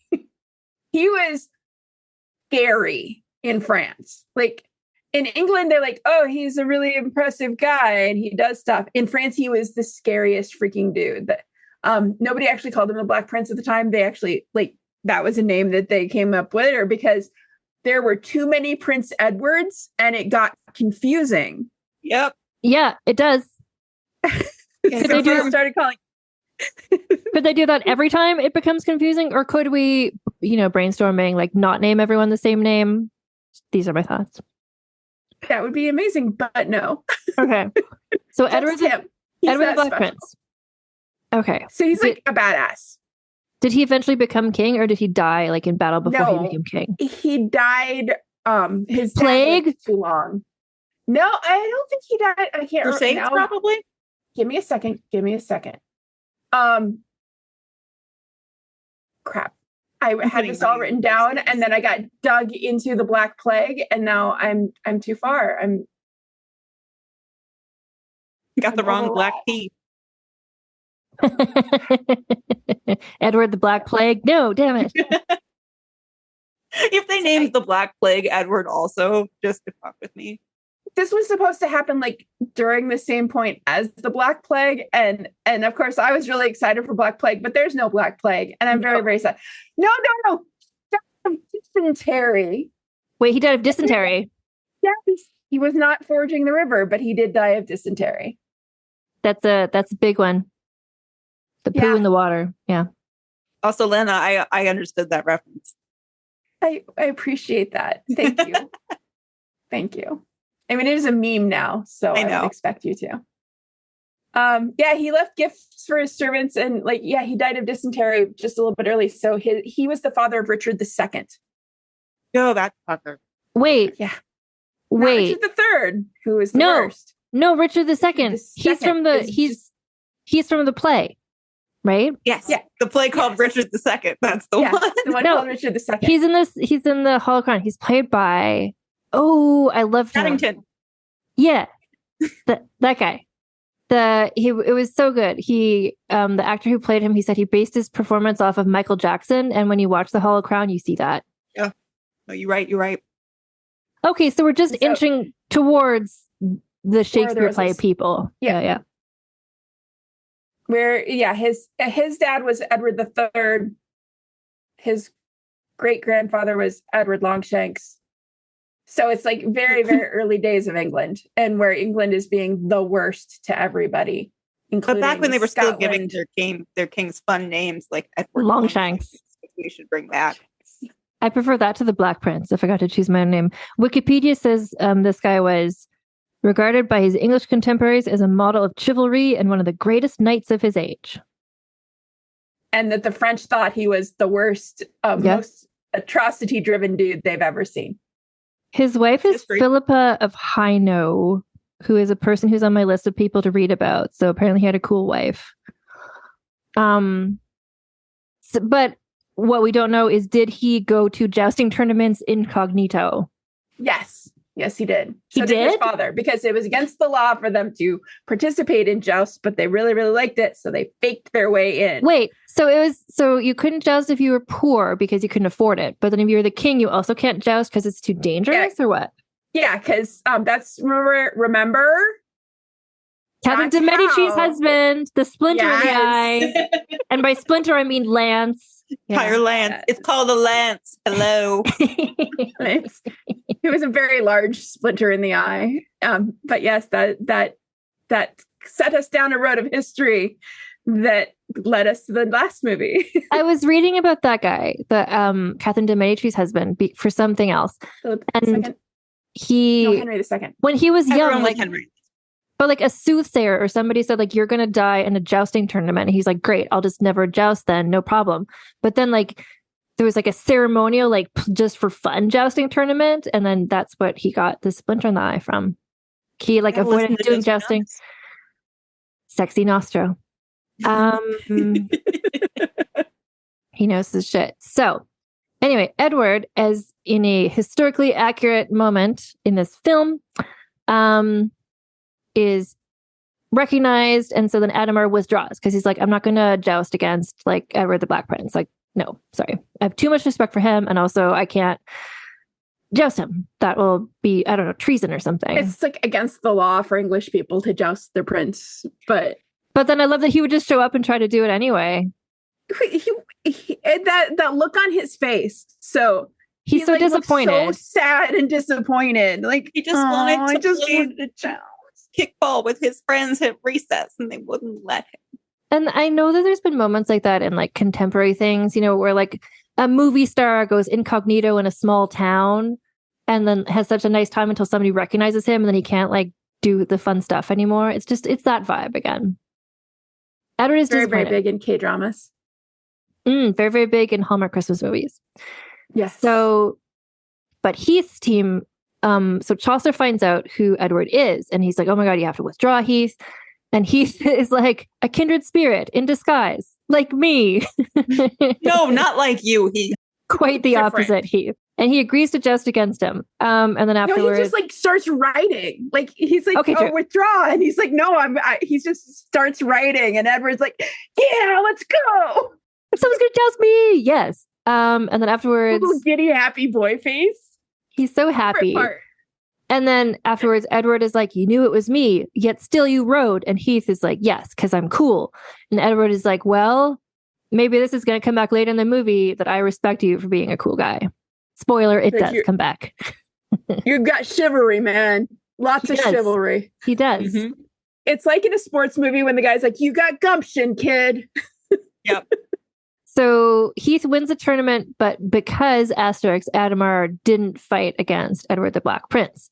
So it's kind of like not a complete victory. Here's a scene I hope you can explain to me narratively what's happening, because I didn't understand this beat. So Shannon comes to ask him, what color is he going to wear to the banquet tonight? And he's in a bad mood. And he's like, why do you only care about clothes? You're just a silly girl. And she's like, better a silly girl with a flower than a silly boy with a horse and stick. And that's where Watt says, it's called a lance. Hello. Why is Heath mad at Shannon and thinks she's so frivolous for this scene? He's mad in general that Adhemar withdrew, and he's having emotions, and men are bad at having emotions. And so he lashes out at the person at her having a good time. Because like the next scene is big boy feelings. Yeah. Okay. Because the next scene is him being like, I miss her so much, I'm going to write her a love letter. And I'm like, aren't you mad at her? Weren't you like literally just mad at her? But he wasn't mad at her. He was just being a little bit. He can't regulate his emotions, even though that is entirely a modern thing. And we do not attribute to Middle Ages what is true for post-World Wars. Right, masculinity. But this is a movie where Chaucer is self-aware of his gambling problem. So yes, and also so he has to have toxic masculinity. Okay, so now we're in Bordeaux. Jousting happens. Chaucer reports, and then he's like, "Where's Adhemar?" And Chaucer is like, "He's been called to go be in the war, so he won't be competing." Heath is mad. 100 Years' War. Oh, Edward the Black Prince has started it now? Or okay. At any point that Chaucer is a grown-up, the 100 Years' War is happening. Okay. Because the Black Prince is slightly older than Chaucer. There was some exposition at the beginning of the movie about like, I think Edward, but then also Adamar. It's like, oh, why are they able to do the tournament? Are they busy being in the war? And there's some reason why it's like, no, they're not in the war right now. They can do the tournament. Like someone said something about it. Like, war was very seasonal back then. Oh, because you had to go home and make sure that all your crops got, like, mostly during the summer was wartime, which is really inconvenient because Germany's usually where you have the wars, and that's where most of the grain was grown. So like it did kind of bad things to economies, but this is also just like mid/post Black Plague. So like there's 1/3 as many, 1/2 to 1/3 as many people in all of Europe than there was 3 years prior. So like they're killing each other after a plague that killed 33 to 50% of everyone that caught it. So there's like lots of space and lots. They don't need that much grain, is what you're saying. Correct. They don't need as much grain as they were growing before, so they had more time to have more war. But they only do the war. It's like, oh, it's a war season. Like, let's just go do war for 3 months.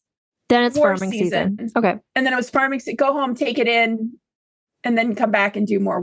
And then you plant it, and then you come back and have more war.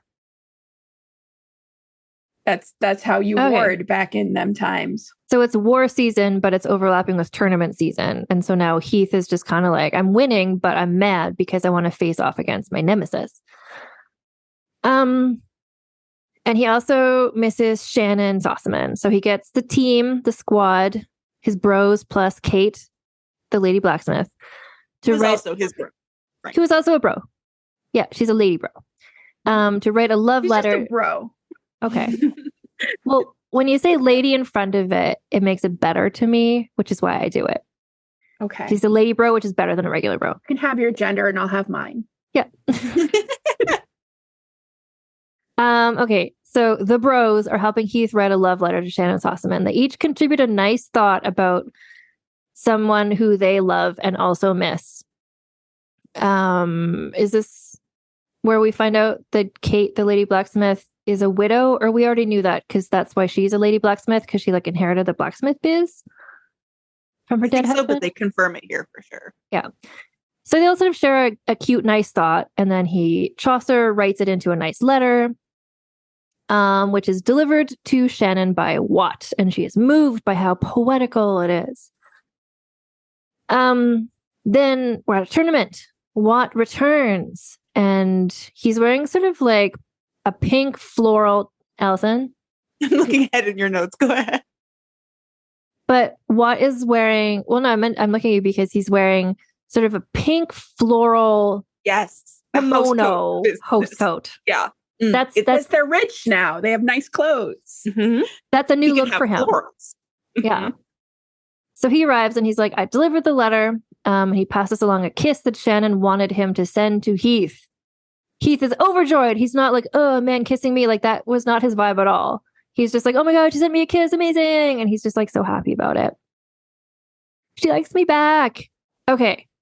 Chaucer is wearing a very cool duster coat with black fur collar. I feel like Allison may have feelings about. You would Allison. be correct.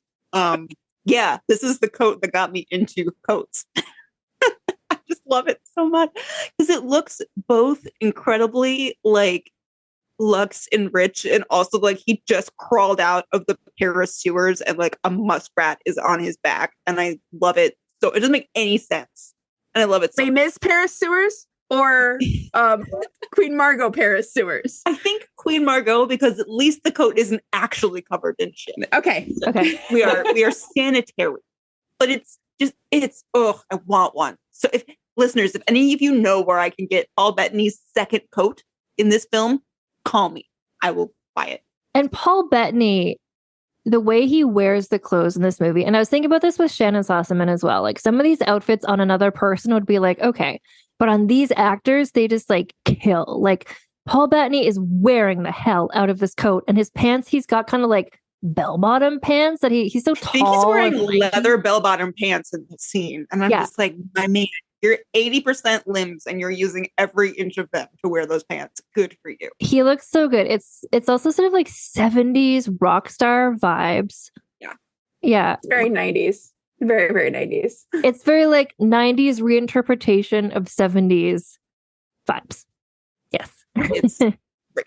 It's such a good. The coat, he was like, and you could tell he loved this coat. He was like, the way he's wearing it and just kind of like twirling practically. It's like, did he take this coat after the movie ended? Maybe. This coat deserved to be like, and also with in the credits, in my opinion. Okay, so then they're in a pub. This is a scene with the French people. So Chaucer gets the others. So he's like, hey, there's a bet that like, is Heath going to win this tournament or is somebody else? And the people we're betting against are the most cartoonish French people. Here are some of the quotes that the French people say. English legs are unsteady on French soil. French wine is too much for English bellies. You did leave out my favorite exchange. Please. Scene, which is, and it's the Pope is French. And then Roland stands up and says, yes, well, the Pope may be French, but Jesus is English. And I love that so much. Most English saying anybody has ever said. I know. It's funny. And I'm also like, yeah, they probably do believe that, don't they? That was what won him over. Because, yeah, Roland wasn't going to be in on the bet, but then that wins him over because he just, like, hate these fucking French guys so much. They're just like, yeah. Pope. And then we have the Roy Kent song. Yeah, we do. What's that? He's blonde. He's tan. He comes from Gelderland. Roy Kent. Roy Kent. Roy Kent. You have not seen Ted Lasso. No. That's a sports show with men in it. So, no, I have not seen Ted Lasso. But Roy Kent is the exact kind of man that you would like. Is he blonde and tan? No.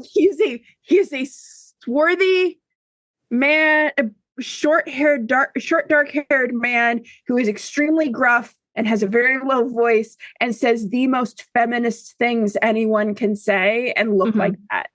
He looks like a non-player character from Grand Theft Auto is what Roy Kent looks. No, I've seen who that actor is. He's pictured with the Muppets a lot. I'm not sure why. Yeah. But he is very emotionally self-aware, and he has this speech. I'll send you the clip where this woman's out on a date and he's dating her best friend, and the best friend's like, this guy's really nice, and he's just really nice, and it's great, and you should stay together. And Roy's like, oh, that's bullshit or something. Like, he swears a lot. And then he goes, you shouldn't be with somebody that's nice or okay. Like, you deserve somebody that sweeps you off your feet. You need like sparkle. Makes you feel like you've been struck by fucking lightning. Yes. I got you. Like, he is the best girlfriend you could ever have. Yeah. But that's my right kid. And he cannot make you watch Ted Lasso for this podcast, unfortunately. It is not on theme, but I do think you would like it. I think you would enjoy it. I mean, agree to disagree. Despite all the boys, it's actually very good. You would watch it for Keely and you'd have a good time. Anyway, sorry, we're moving on. It's the kind of boys we wish we had. I respect people like that show. I'm busy watching Singles Inferno right now on Netflix. It's a Korean dating show. And that's where... Incredible title. That's where I am. I'm watching Murder, She Wrote and learning how to be a professional author from Jessica Fletcher. Yeah, you are. Like, if we're talking about things that are foundational in the creation of someone's personality, that is it and me. This is what you do. Have one book published in the first episode of season 1. By episode 5, have somehow like 5 more published, all of them bestsellers, travel the world, be doing keynote addresses, solving murders. Right. Okay, another side note, but on this one, at one point, she sold the rights to her first book to a producer. The producer was like totally butchering it and turned it into like a sex romp slasher flick. She snuck onto the set and was eventually accused of his murder and gets arrested for it. She's like, that's fair. I did have motive. Just the biggest mood of any author. There's back to this. I'm going to say one more Murder, She Wrote thing because I will. Well, we're paused. While we're on this. I'm sorry. So there's an episode like later on in the series, like when we're well into the 90s, where a virtual reality company has hired her to write a murder mystery for virtual reality. But this is virtual reality headsets circa 1993. And so it's like Angela Lansbury in this booth with these goggles on and this glove just being like, oh, it's so realistic. And I was just like, man, I'd love to have a thing I wrote be adapted into an insane virtual reality thing in 1990. But she's just like, any new technology, she's like on board with it. And I respect her for that. It's such a good show. I'm really delighted you're watching it, Lana. Every time Jerry Orbach shows up, it's just like, I love him. So he's tall, or he's blonde, he's tan, he comes from Gelderland. Got two. Heath goes into a big church. This is a great, weird scene. So Shannon Sossaman looks at her reflection in the holy water. She looks great, obviously, with manic pixie spiky hair on top and long crimped hair below. And then what's great is Heath comes in, dips his hands in the holy water as though to wash them, runs the wet hands through his hair. And I was just like, my boy. It's great. So he approaches Shannon and she expects poetry like in the letter, but Heath cannot provide that. So it's a bit of a Cyrano adjacent moment in that he has set her up to think that he can say poetical things when in fact that does not come naturally to him. He's like, your beauty will be reflected in the flanks of my horse. And she's like, what? She's like, I demand poetry. He tries, it is not good. And he's like, how may I prove my love to you? And she's like, lose every match in the tournament. He's like, what? She's like, yes. A priest comes by to shush them. And Shannon is like, do not shush me and spare him. Be gone. And it's a great like feminist hashtag moment. And the guy's like, to his credit, ooh, sorry. Bye. Yeah, and that's where I noticed that because most of the scene is filmed from like very far away in this like experimental way, but then they get closer and that's why I realized her hair was crimped on the bottom. So anyway, she's like, prove that you love me by losing the tournament because it goes against your nature. And he's just like, what the fuck? Okay. I'll bet on him with all of their money to win. Yeah, that was, the stakes. So Chaucer paces along a railing, hyping the crowd up for Heath. Coat is billowing in the wind. Sorry, Chaucer, with coat. No, it's coat, upon Chaucer. Coat is billowing in the wind as Chaucer is hyping up Heath.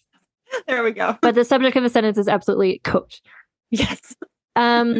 Shannon is still in the same outfit as she was just wearing with the crimped hair, green dress. And Heath heads out and loses on purpose. And Shannon is like very turned on by this.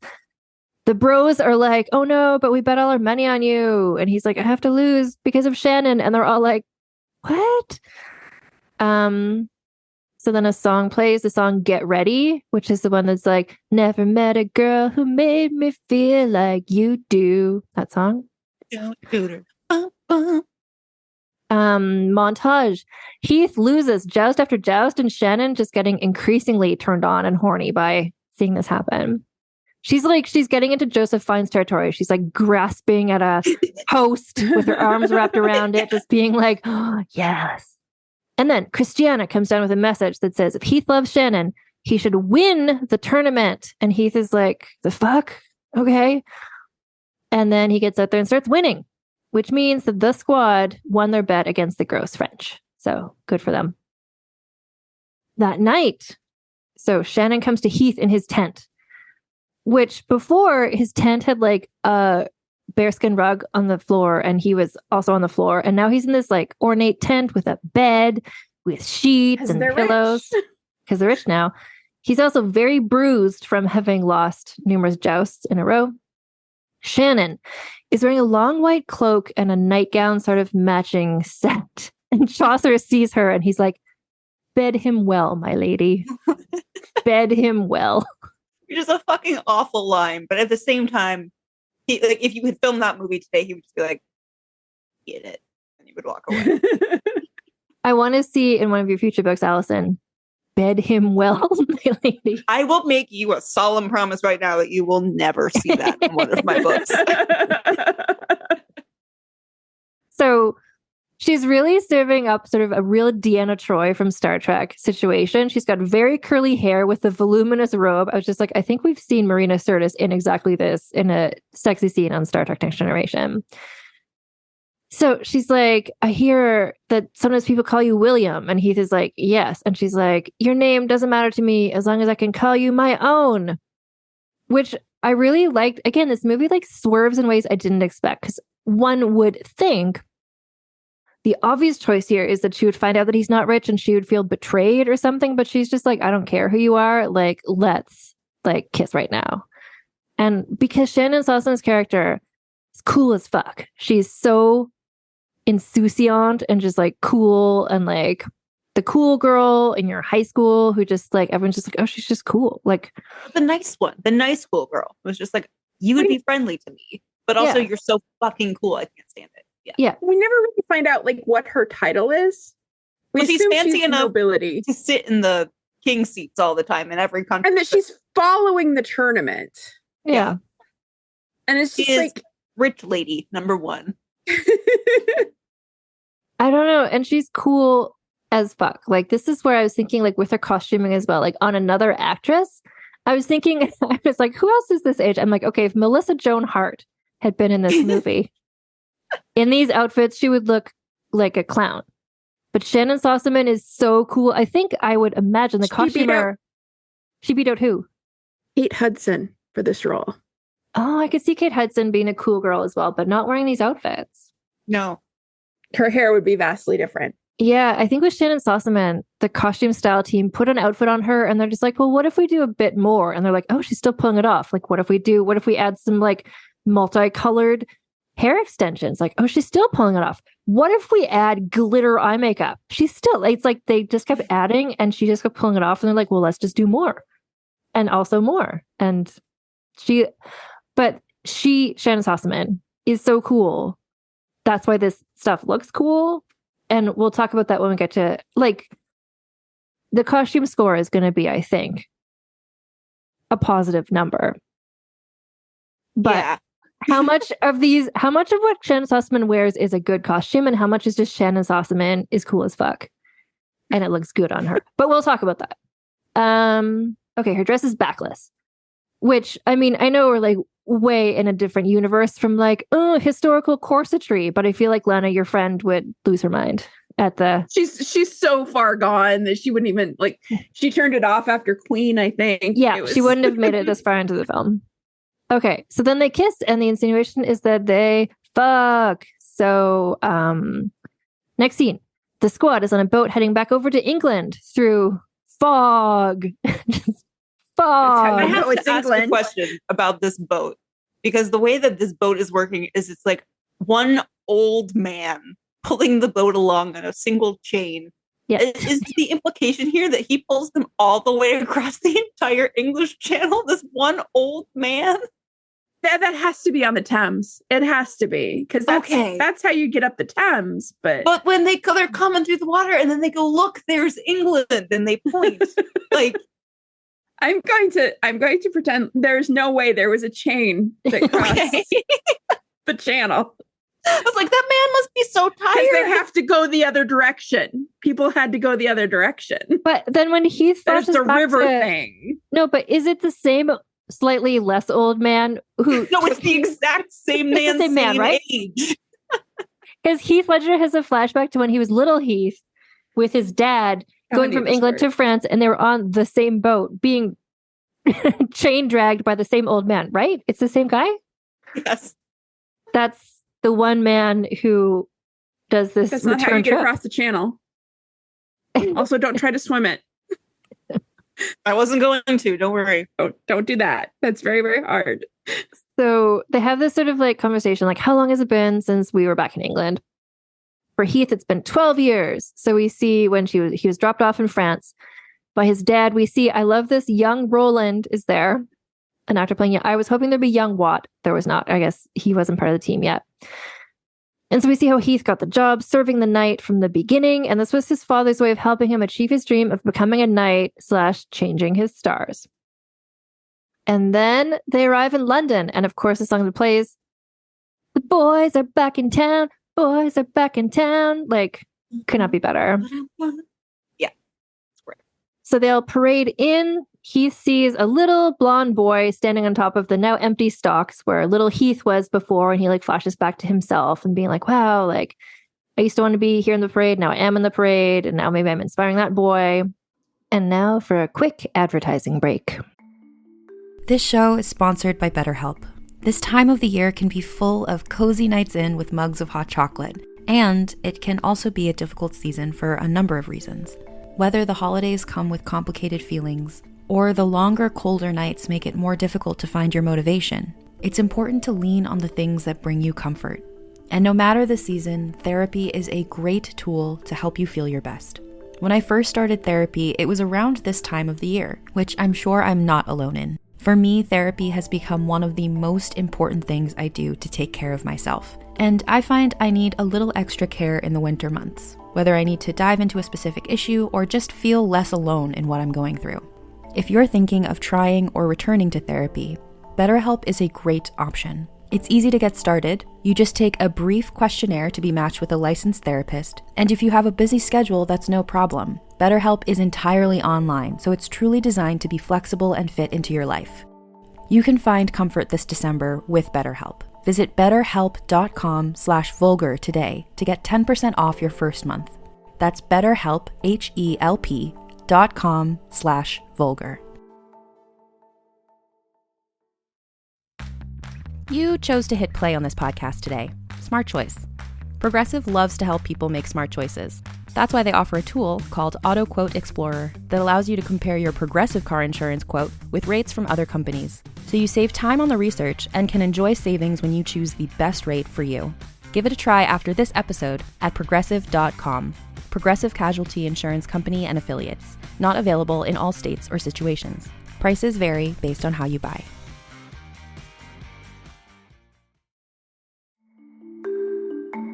For many businesses, the holiday season can be both an exciting and stressful time. With so many balls in the air, one thing you definitely want to know you can rely on is how you're selling your products. And with Shopify, you can rest easy knowing it's the home of the #1 checkout on the planet. Nobody does selling better than Shopify. And when it comes to successful brands like Aloe, Allbirds, or Skims, an often overlooked secret is all the things that go on behind the scenes that make selling, and for shoppers, buying, simple.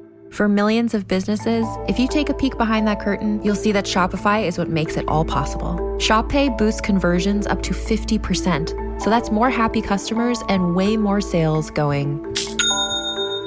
It's true all the time, but especially this time of year, your commerce platform better be ready to sell wherever your customers are scrolling or strolling.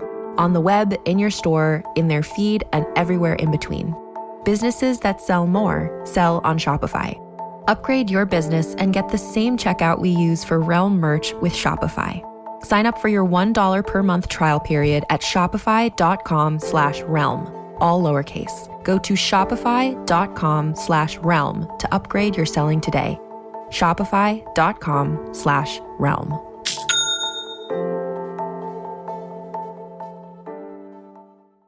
Chronic migraine is 15 or more headache days a month, each lasting 4 hours or more. Botox, onabotulinum toxin A, prevents headaches in adults with chronic migraine. It's not for adults with migraine with 14 or fewer headache days a month. It prevents, on average, 8 to 9 headache days a month versus 6 to 7 for placebo.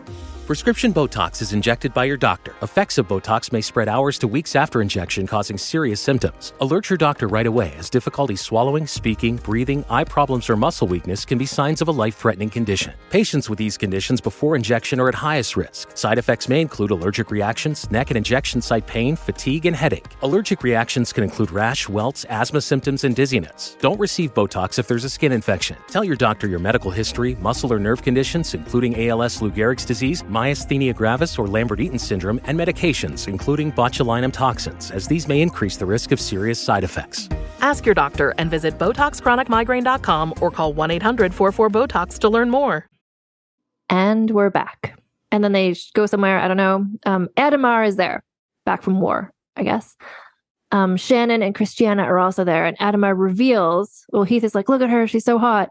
And Adamar is like, I'm in talks with her father to arrange to marry her. Oh, and then he also says, like, the most important things in life are like, I forget, he's like, jousting, property, my shoes, women.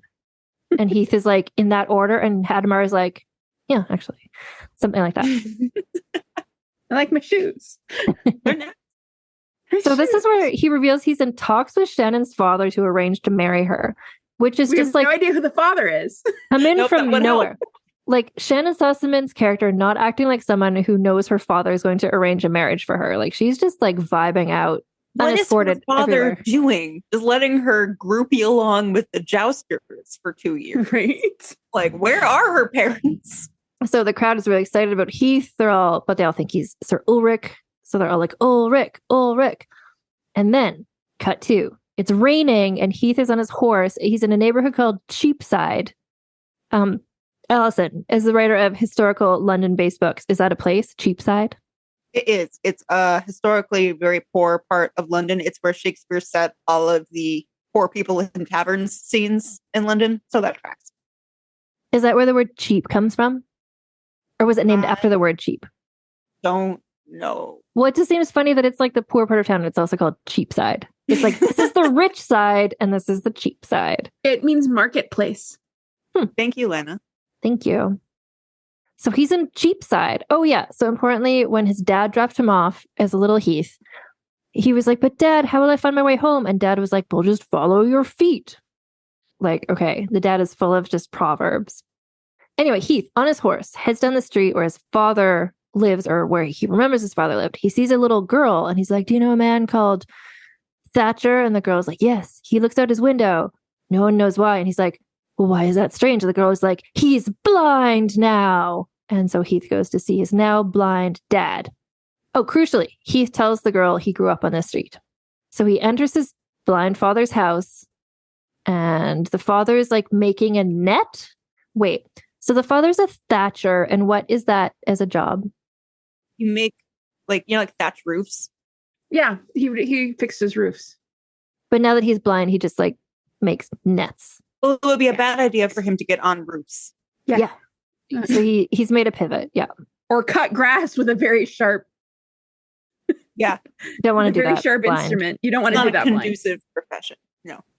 So Heath enters, and at first he's like, "I'm Sir Ulrich from from Gelderland. No, I'm Sir Ulrich Liechtenstein from Gelderland. Is that it?" Anyway, yes, and the dad is like, "Oh, I've heard people talk about you. You're like such a good, talented knight." And Heath is like, "Yes, and I have a message from your son." And the dad is like, "My son?" But then the pretense goes pretty quickly away because Heath is like, "I followed my feet here," and then they embrace, and the father's like, "My son."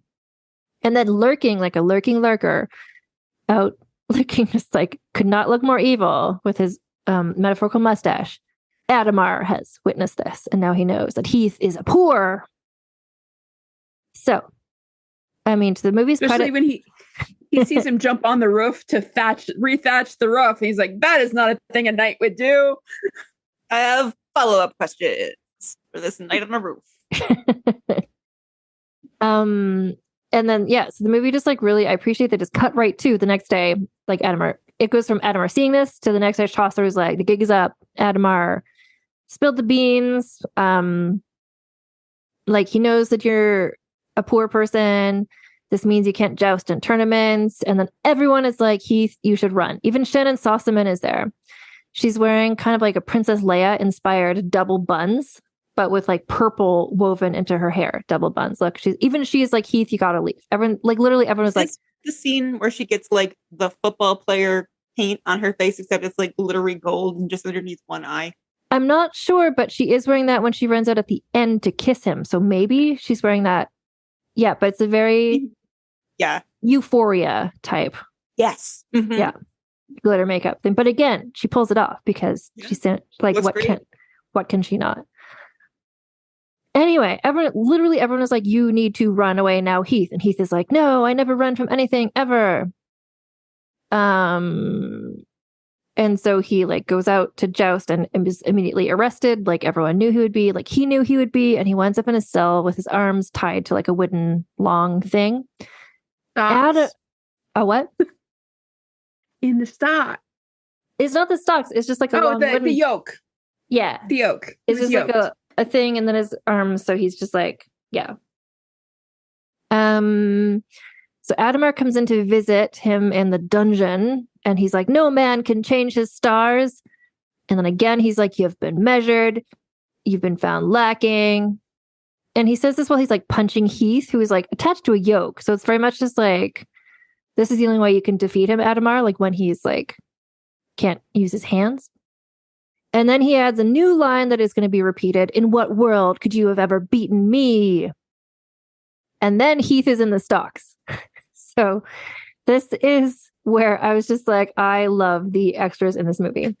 So Heath Ledger is in the stocks in the town square, and the crowd is like, quote unquote, aggressive towards him. They're like half-heartedly throwing lettuce at him, but they're mostly just like smiling and being like, we're in a movie. This is great. And then, but all of the actors are pretending like this is an extremely menacing crowd. Roland gets up with a stick to like defend Heath. The lady blacksmith is there. Like, what is there? Everyone's just like, yeah, we're going to defend you, Heath, from this crowd. And the crowd is just like, we're in a movie. Like, it's the least menacing crowd possible. But the actors are all just being like, oh no, the crowd. I'm getting paid scale for this.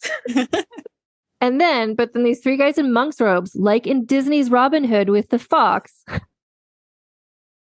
the guy throws back his monk's robe, and it is Prince Edward, the Black Prince, and his tattoo on his face. Thank you for that. So I knew who that was. I loved this reveal so much. This was a literal monk cape billowing, pull off the hood. Hello, it is I, the Black Prince reveal. And that's the vibes he carries through all the way through the scene. He's just like, hello, I have arrived to announce a proclamation. There's a line later in the scene. This is my second favorite line in this entire movie. My favorite one is, it's called the Lance. Hello. That one was formative. But here, I forgot about it until I watched this last night. The prince goes, this is my word. And as such, it is beyond contestation. And that's how that's how he says it. And I'm just like, the vibes you have to deliver a line of dialogue like that. Just bless you. He's fantastic. So he comes out and he's like, I like Heath. You know, that time he like jousted with me, even though I'm the prince. And then he demands Heath no one else would joust. Yeah, he was. That meant joust. It meant a lot to him that Heath agreed to joust him. So then he's like, release Heath. And then he's like, my personal historians have discovered that Heath is descended from an ancient royal family line. And then I summarized the beautiful line as, and because he's the prince and he said it, it has to be true. So then he knights Heath. None of them can read. Why would they know? No, true. Exactly. They don't even know there. What's a writer? Like, these people don't know. But I have to say, the crowd. It's Sir Heath. Now it's Sir Heath. And the crowd is like really happy about it, but that's not a change from how the crowd always is. They're very accepting of him now as Sir Heath. So back to the tournament. Heath can compete now because he's a knight. So Falcon guy, Adamar Squire, has really improved his hype man game after seeing Chaucer so often. He's got a nice little arc. He's like doing pretty good. Obviously, the final jousting match is Heath versus Adamar. So, can you explain to me what dirty trick Adamar did in the first round? Because usually his lance has a fist on the end of it. But he did something to make it a blunting instrument. Yeah. He put, like, the fist that he put on it was supposed to, like, protect the person you're jousting against from getting fully stabbed with a lance, Henry II style. He made that fist, I think they said it was out of, like, sugar and paint or something. So it was like, as soon as it hits, it's going to shatter, and then you're going to get. Oh, okay. Yeah. Not that they had sugar, but yeah. You know, from all those trips to their plantations. Virginia. They had to head over to Virginia, which wouldn't be discovered yet by the British. Exactly. Colin Firth shows up. Yeah. Hello, my pantaloons have been. There aren't even pantaloons. They can't possibly have sugar. Okay, so then because of the dissolving fist thing, so Heath gets like impaled. But then he sharpened it underneath. Underneath, he sharpened it to a very serious point as well. Okay. So it's not like a vaguely pointy wood thing. It like literally had a long metal shank, like Edward Longshanks, except yes. It was Great a callback. spear at that point. Mhm. Yeah. A very, very bulky spear. And Heath was impaled by this pointy thing. Joust, joust, joust. But Heath is like so injured from this impaling, he drops his lance, like he can't hold it. Adamar strikes him. It hits in through the joints and hits his shoulder. So he's like not doing well. Adamar repeats his line, "In what world could you beat me? Such a world does not exist." But then Shannon shows up. She hasn't been there until now with the blind dad. She's wearing a yellow dress. Seeing them gives Heath hope. The only way he can win, because of the like 3 points system, he needs to seat Adamar, right? If he can knock Adamar off his horse, he'll get the 3 points and then he'll win. Yep. Heath is like, I can't breathe with the armor on, even though it's made from basically vibranium. So they take off the armor, and then he's like, I can't hold the lance. So then he just goes up to Joust with no helmet, no armor, and just the lance like tied to him, which is a great in terms of cinematic stuff. So then you just get Heath on a horse, hair blowing in the wind. You can see his face. Like, it's a heroic moment, but also like, this is questionable to go jousting with no armor on. Wouldn't recommend. When your arm doesn't move. Anyway, so as they're doing this, Chaucer kills time because he missed doing the introduction because Heath was like not a knight, now he's a knight. So he gives another speech walking back and forth on the ledge in front of Edward the Black Prince, Shannon Sossaman, the blind dad, and other VIPs. And he does this using William's real name in front of his dad, and his dad gets to hear Sir William the Knight, and I cried, and Anne didn't even put that in the notes, even though it's the part that gets me every time. And Watt looks at him and goes, "Do you hear that? That's your name. Your father heard that." And I'm over here sobbing on the couch, and Anne's like, do whatever, I don't care. I'm just like, a joust happens. No, this is important. Boys talking. The dad, I like that the dad was always only ever supportive. And then, his son did change his stars. And the father said, "Good dad, Charlie Brown. I care about him a lot." So, and then of course, maybe don't tell the dad that Heath isn't wearing armor. That might concern him. And he literally has the lance strapped to his side. Yeah. Jocelyn's sitting next to him like, he's doing great. No one's worried. No notes. This is fine. So then in sort of like a fake out, so Heath knocks Adamar off his horse, but then we find out later this is kind of a dream sequence. And he imagines Adamar coming to and looking up at the squad, who say, "In turn, you have been weighed, you have been measured, and been found wanting." But then that was a fantasy.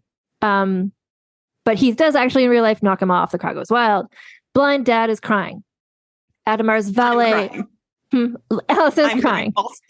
Lots of crying. The Adamar's valet applauds. Even he, like, you have to stand. And then I think yet again someone says something. Repeats one of the lines, like, "Not that you've been found wanting, but like next time I see you, you'll be lying on your back," or whatever. And Adamar is just like, "What? What? I didn't win? How could I possibly lose?" What? So Shannon, gold festive ribbons, kind of like Christmas wrapping ribbons, like literal ribbons, curled in her Deanna Troy hair, comes running out to see him and kisses him in front of everyone. Also, she has the Euphoria glitter eyeliner on across her face. Chaucer is like, "Maybe I'll write about this." And they kiss, and the camera like swirls around them, and then it goes from the background that they had to the background of like stars in the sky. Like, he's changed his stars. And it's Orion the Hunter. The stars that you see. Yep. What's that? Because he was the hunter Orion. who was pursuing her. Oh, yeah, right. Because she Orion was the like, "You're the hunter." hunter." Mm-hmm. Lots And she of was layers. the foxy lady. And then the song that plays first is "You Shook Me All Night Long." But then as the credits progress, it switches to "We Are the Champions." We Are the Champions is the very end. For that like Bookmark Queen of A and B side situation. perfection. And that was the end of this like incredibly delightful film. I also think we talked for almost exactly the runtime. I think This movie, 2 hours 15. This movie was longer than I expected. And that was because I think the joust sequences were lengthy. They were. You could have shortened some jousting, but I didn't. I usually, if a movie we watch is over 2 hours, I have to make that a 2-nighter. I watched this last night and just had a look. So yeah. Oh, and can you tell people if they want to watch this movie after having listened to us talk about it for the length of the movie, where do you watch it in the US? What service is it on? It's on Netflix. It is on Netflix. It's so easy to find. Oh, perfect. I was delighted. Yeah. In Canada, you can watch it on the CTV app is where I found it, where you watch it with commercials, but that's what it is. Okay, Lana, scoring. All right. Cape billowing. I mean, I'm defaulting to Allison. I based my entire personality around a coat from this movie, so I am not an objective observer here. But I do feel like between Paul Bettany and Shannon Sossamon, we have to be in the high positives. Like, come on. Oh, yeah. The part where they were dancing to the David Bowie song at the banquet and Shannon Sossamon's dress had like drapey sleeves and she was like moving her arms around. Like there was billowing happening there. And so that was where priest reveal. Come on.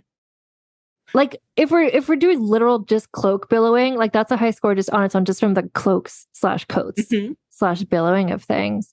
Heath being in the like leather chaps, Paul Bettany's leather bell bottoms, her hair throughout, the styling throughout. I think it was. There were moments that were not perfect. A lot of a little bit too much sometimes, but that's just me. Well, and that's where I'm like, I do agree this. I think this is going to fall in the high positives for sure. Oh, yeah. But some of the stuff, especially I don't think it's a 10. I will let you guys tell me how many points to knock off. In my heart, it's a 10, but I can agree objectively it probably is. Like if the code is a 10, but we can't score it just on the code. Okay. And no matter what, we have to mark off a point for white boys with dreads. It's a law. Yeah. It was a lot. To their credit, it didn't last very long. Correct. I feel like but they still did it. But do you think that was, I don't know if that's an artistic choice of like, now he's being a knight, so he just looks tidier. Or if like with Shannon Sossamon had the like normal wig in one scene, they just saw the daily. So like, oh no, that's not good. Let's completely change our entire approach to the character, but not refilm that previous scene. Yeah. So this is my question. Terrible at first. Like they had to show how poor he was and how bad of a fit he was. But they chose white boy dreads, and that was white boy dreads is definitely a point taken off. Yeah. So my question is, I enjoyed writing about all the outfits Shannon Sossamon wore in this movie. Shannon Sossamon pulls them all off, but if you like remove her from the equation, are those good costumes? I don't know. The hat with the little mesh panel is an incredible hat. No matter who's wearing that hat, you put the hat on me, it looks like you'll be like, look at that hat. Great point. Yeah. So I'm just like, it was enjoyable to see her costumes, but I don't know that I can say they're good costumes. Other than her, it was very adequate. And the coat. Sorry. Other than her and the coat. But are we coming out at like a 5 or 6? No, I think I would go higher than that. Because the thing is, like, if you remove Shannon Sossamon, the outfits are like ridiculous. What do you want to say, Anne? But they are on Shannon Sossamon. They put them on her because they knew she could pull. I don't know. I could go as high as an 8. I would say a 7 or an 8 is fine. I will accept either. Let's go 8 because it's Allison's favorite. We'll go 8. The coat really tips it over. Thanks. Because next we have accent work. Okay, so people who are doing an accent would just be Alan Tudyk, Heath, right? Because he's Australian, but he's speaking British. Accent, yeah. Mm-hmm. Shannon Sossamon, American. Who's not really doing much. Shannon Sossamon has heard. Shannon Sossamon is doing a LaCroix accent, where she's heard of accents before. There's a British person in the next room, and she's heard it through the wall. And frankly, like that's all she needed to do. So, but she's had accents briefly explained to her. Yeah, it's not. I don't think this category is necessarily like, are the people in it good at doing accents, but it's like, are the accents notable. But in other movies, we've included the soundtrack in accent work. The soundtrack gives it points. The soundtrack gives it points. The accents are like adequate. Like it's not good. It's not bad. It's not. They're not doing anything interesting with it, but they get bonus points for the soundtrack. But what about the Scottish woman's accent? But that's just her. That is a watered down Glaswegian. Yeah. And like that is her own accent. Again, that's her own accent watered down. Not even going full force like Glaswegian. Okay, but if we're going with like if we're just looking at the music, is that I'm going 5. Like give it a 5 just for the music? Yeah. I think 5 is fair overall. I'll allow that. The music plus like the accents are just kind of there. Yeah. Yeah. It's already going to be the highest scoring. We know this. Yeah, that's why I'm accepting these and I'm not fighting you. Like the next category is 10 and we don't even need to have a conversation about it. Historical audacity. It is the definition of historical audacity. That's what we came here to do. The metric by which we created the category. Yeah. It takes the history and then changes it, but in fun and good ways. There are about 6 facts in this movie, and the rest of it is a great time. The people exist, the places exist, they know what they're doing with it, and they know why they're doing it with it. Yeah. They're not just doing it randomly. Yeah. They've made choices. Well, even the fact that all the way through. Yeah. But the fact that like Edward the Black Prince did go in disguise to tournaments, like I'm shocked that that's a real fact, but that's one of the facts, and they built a whole thing out of that. We did send him to the 100 Years' War for like one scene. They built plot around it. Like they took a fact and they built plot around it, and they did it well because history doesn't have plot. History has and then stories. Mm-hmm. Well, and this is like, if you compare it to, for instance, Shakespeare in Love, where it's like the audacity of that wasn't of Colin Firth having a plantation in Virginia. Like, that's not like, let's do this for fun. Like, let's take a fact and spin it. That was just someone not doing their homework or just thinking no one would notice or care. This is someone who like the three of us, like history nerds, enjoy this movie knowing it's inaccurate because of the audacity, because it's just the fun of it. And having now lived through a pandemic, I wouldn't want to write that either. No, that's no fun. If you were writing a Black Plague movie, it's going to be a Black Plague movie. You can't have a fun Black Plague movie. Exactly. I'm saying that as a challenge to the filmmakers in the world. If you want to write one, I'll see. You want to make well, Monty Python. Okay. Yeah, valid. Yeah. That is formative Lana movie. I would watch that one for this podcast. And I've never seen that. Maybe later. But I would watch that. Wait, you've never seen Holy Grail? No. Oh. Okay, I'm putting it on the list. I'll say we'll say if you've never seen it, and you're going to have such a bad time when Lana and I have to talk about it. You're not going to enjoy yourself. This one's fit my sister. The thing about to write the outline that we have to talk to, and that is going to make it that might also be something to do for charity. That might be that might be charity. But in terms of your surprise at me not having seen that, my like aversion to watching movies with men in it goes like deep. I get that. Yeah. And that is a very fair one. But we literally watched that in my high school biology class. Biology class. Oh, is that what every sperm is biology sacred? Class. Yeah. No, that's not that. Life of Brian. We convinced my AP bio teacher to let us watch it for finals. Because in AP bio, you don't take finals, or at least you didn't in the 90s. You took the AP class, and then there was a month of school where you did nothing but goof off and do egg drops and whatever. And we watched this in my AP English class for the same reason. So yeah. I just didn't have a teacher who was into that, clearly. She didn't know what she was agreeing to. If this is a school-based movie, maybe it is not different in Canada. No. Okay. It is not. It is not appropriate for school. It is not appropriate for high schoolers. And yet. Yeah. Nowadays, there would be letters. Someone would be fired. But it was the 90s.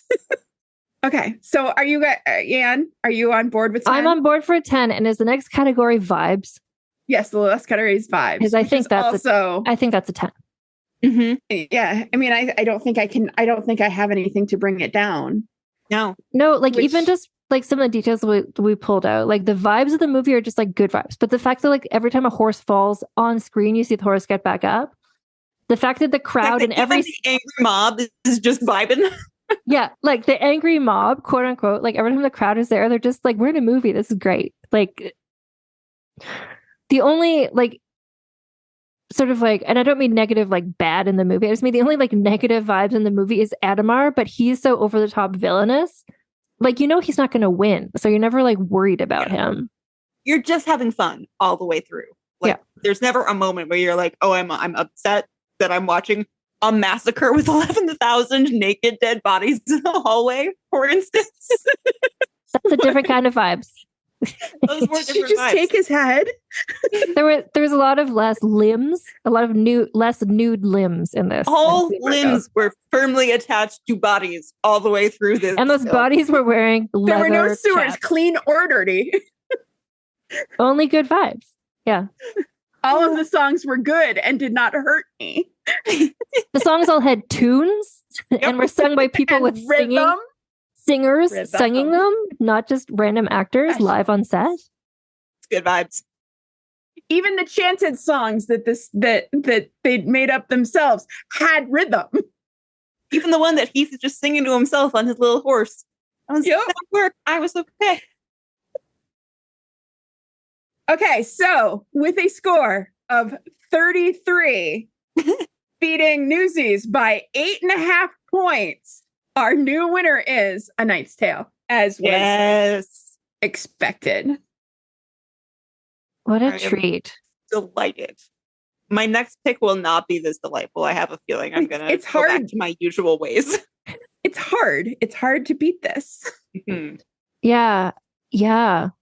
It really, I don't know. Like there's some things that I'm thinking of. Some of them are movies I have not seen, but they're about historical people I'm interested in. Some of them are movies I have seen, but now knowing how Queen Margot went, I'm questioning. You're allowed to traumatize us. Here's the thing. Okay. You have to do it the way that I did it, which is if you recommend a film that traumatizes the group, you have to recommend a nice one for your next pick. And then you can traumatize again after. You just have to alter. Okay. I know what to suggest for your next pick. What? Princess Caribou. Princess Caribou, I want to hold off until I have done that on the podcast. Okay, good point. I will have Allison on the episode of Princess Caribou. I knew as soon as you said that, I was like, oh yeah, the dirtbag. Mm-hmm. Great. Okay, we'll find something. It'll be great. Familiar. No, I will find You'll something. find something good. But like next time it's Lana's pick and it's Tombstone, right? Yes, we're gonna watch. Okay, so Anne made us watch a film that was very much her heart. And then Allison made us watch a film that was very much her heart. So we're going back to my teenage dirtbag years. And we're watching Tombstone with Val Kilmer. And, oh crap, his name just went, Kurt Russell as Wyatt Earp. And Sam Elliott as Virgil Earp. And Bill Paxton as Morgan Earp. And it has so many people. I can't wait till you see all of the random people in it. Is there laudanum? Is there a single female character in it? Yes. Dana Delaney is in it. Okay. Josephine. There is Allie Earp. There's the Earp wives. There's the 3 Earp wives. There's wives, and okay. they're very different, and they have characters. Is one of them like an oldie time saloon madame? That's Dana Delaney's character. Okay, good. Josephine. Because in these my favorite. In these films, I always hope for that sort of character. Yeah, she's Doc Holliday's love interest. That's all you care about is Doc Holliday and everything around Doc Holliday. So it'll be great. No, I'm excited to come into this because I don't know a single thing about any of the names that you just said of the historical Western people. I'm just like, oh, Wyatt Earp. Val Kilmer. No, I don't. No? Oh, gracious. Oh, you're about to be learned. These are all just words to me. So I'm coming in with no... You know Kurt Russell, right? I know the name Kurt Russell. I couldn't tell you what movie Kurt Russell has been in. He was... Let me find the ultimate Kurt Russell movie. He's in a long-term relationship with Goldie Hawn. Yes. Kurt Russell. Which speaks well of him as a person. It does. He's in The Thing. Find it. Escape from New York. These are like early 80s action movies. Which is not a genre I'm into. He was in so many things, but he was he was a child actor. He was in like Disney movies. Child actor. The 70s, yeah. From like all the way back to the 60s. Like I want to say he's 60s. been in like Old Yeller or something like that. Yeah, he was. I'm trying to find it because it was like there's a movie and you look at it, it's like, oh my goodness, that's Kurt Russell as a baby. But like the American Wild West of it all, like I am also coming in with nothing. Yeah, I'm just West. Like, I know Lola Montez was there, but I assume she's not going to be in this movie. So if she is, I'm never going to stop enjoying myself. That's the greatest surprise of all time. No, there's no Lola Montez. I'm sorry. Yeah. Yes. I can't. I am surprised that I'm introducing you to both Val Kilmer and Kurt Russell, but Sam Elliott. I do know Sam Elliott. I know Sam Elliott who has a face for Westerns. Like I understand. He does. And he has a voice for Westerns as well. He has like the most chocolate And voice. This is going to be, well, no. Okay. So Newsies, I guess Newsies was our first America set movie. Yeah. This is possibly more recent. Let me double check. Well, and this is also all American actors playing American people. Because in Newsies, it was Christian Bale, a British person. But they're playing Western people, so there's going to be an accent. There's going to be, yes. This town ain't going to be big Val enough Kilmer. for the two of us. I'm your Huckleberry.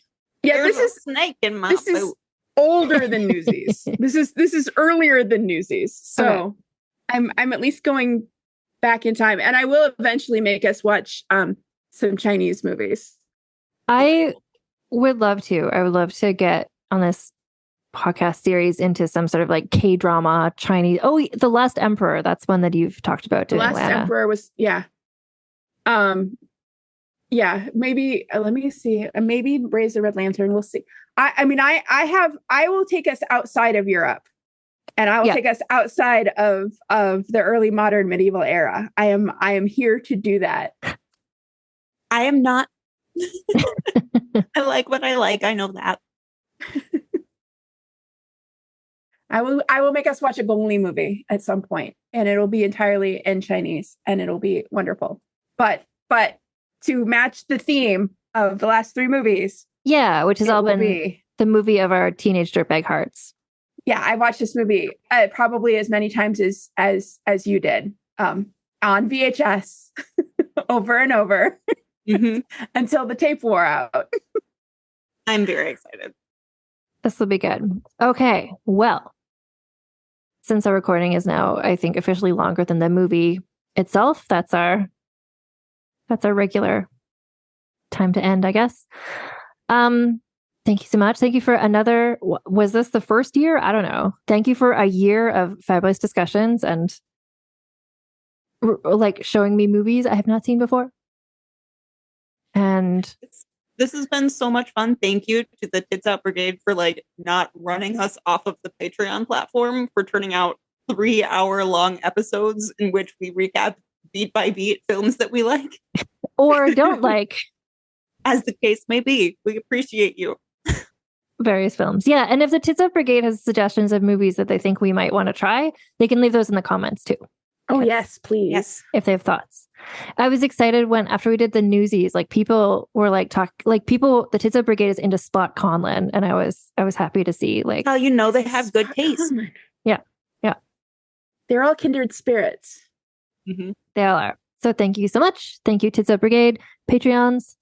And we will have another one of these episodes in the new year, I assume.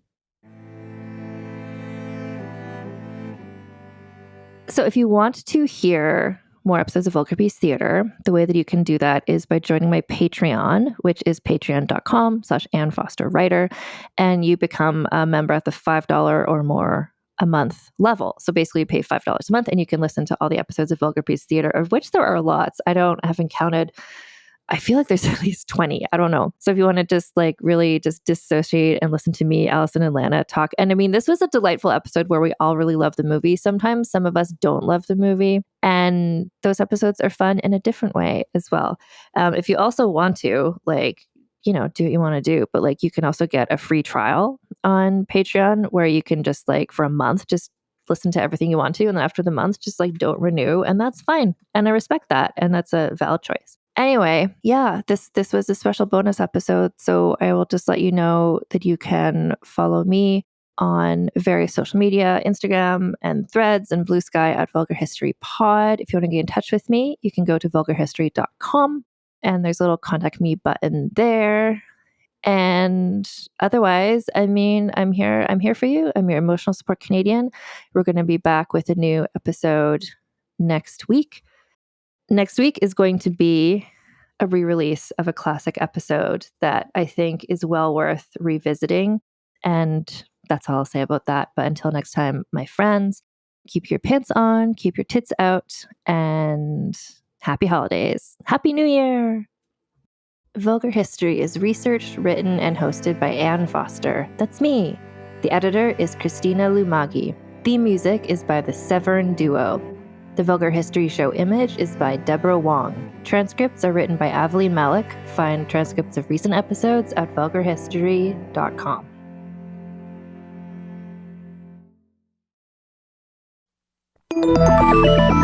Listening to a podcast should be time well spent, and I promise it will be if you'll give this podcast a try. It's called Something You Should Know. I'm the host, Mike Carruthers, and in every episode, I talk with leading experts on topics I know you will find fascinating. From why people can't keep secrets, what your favorite music says about you, why your pet acts in strange ways, and so much more. Something You Should Know is designed to give you information you can use in your life and give you great intel that you can share with others. I'm told it's a binge-worthy podcast. And with over 1,000 episodes, there's a lot to binge on. Something You Should Know has been ranked in the top of the Apple Podcast charts consistently for a long time. I know you're going to like this. I just need to get you to try it. Something You Should Know. It's available wherever you listen to podcasts. Contained herein are the heresies of Radolf Buntwine, erstwhile monk turned traveling medical investigator. Join me as I study the secrets of the divine plagues and uncover the blasphemous truth that ours is not a loving God, and we are not its favored children. The heresies of Radolf Buntwine, wherever podcasts are available. Buffet brawlers, glory holes gone wrong, cannibalistic castration cabins, public poopers? These are just a few of the crazy topics you'll hear covered on Excuse Me, That's Illegal, the pettiest podcast around. Whether you need a break from all that murdery true crime stuff, or just enjoy hearing hilarious stories told in a unique way, I got what you need. I'm Leroy Luna, your fearless host/chauffeur. So come hop in my minivan and let's go for a ride. I promise you probably won't be disappointed. Excuse Me, That's Illegal is available on Apple Podcasts, Spotify, basically everywhere you consume podcasts, with new episodes dropping on the 10th, 20th, and 30th of the month, baby!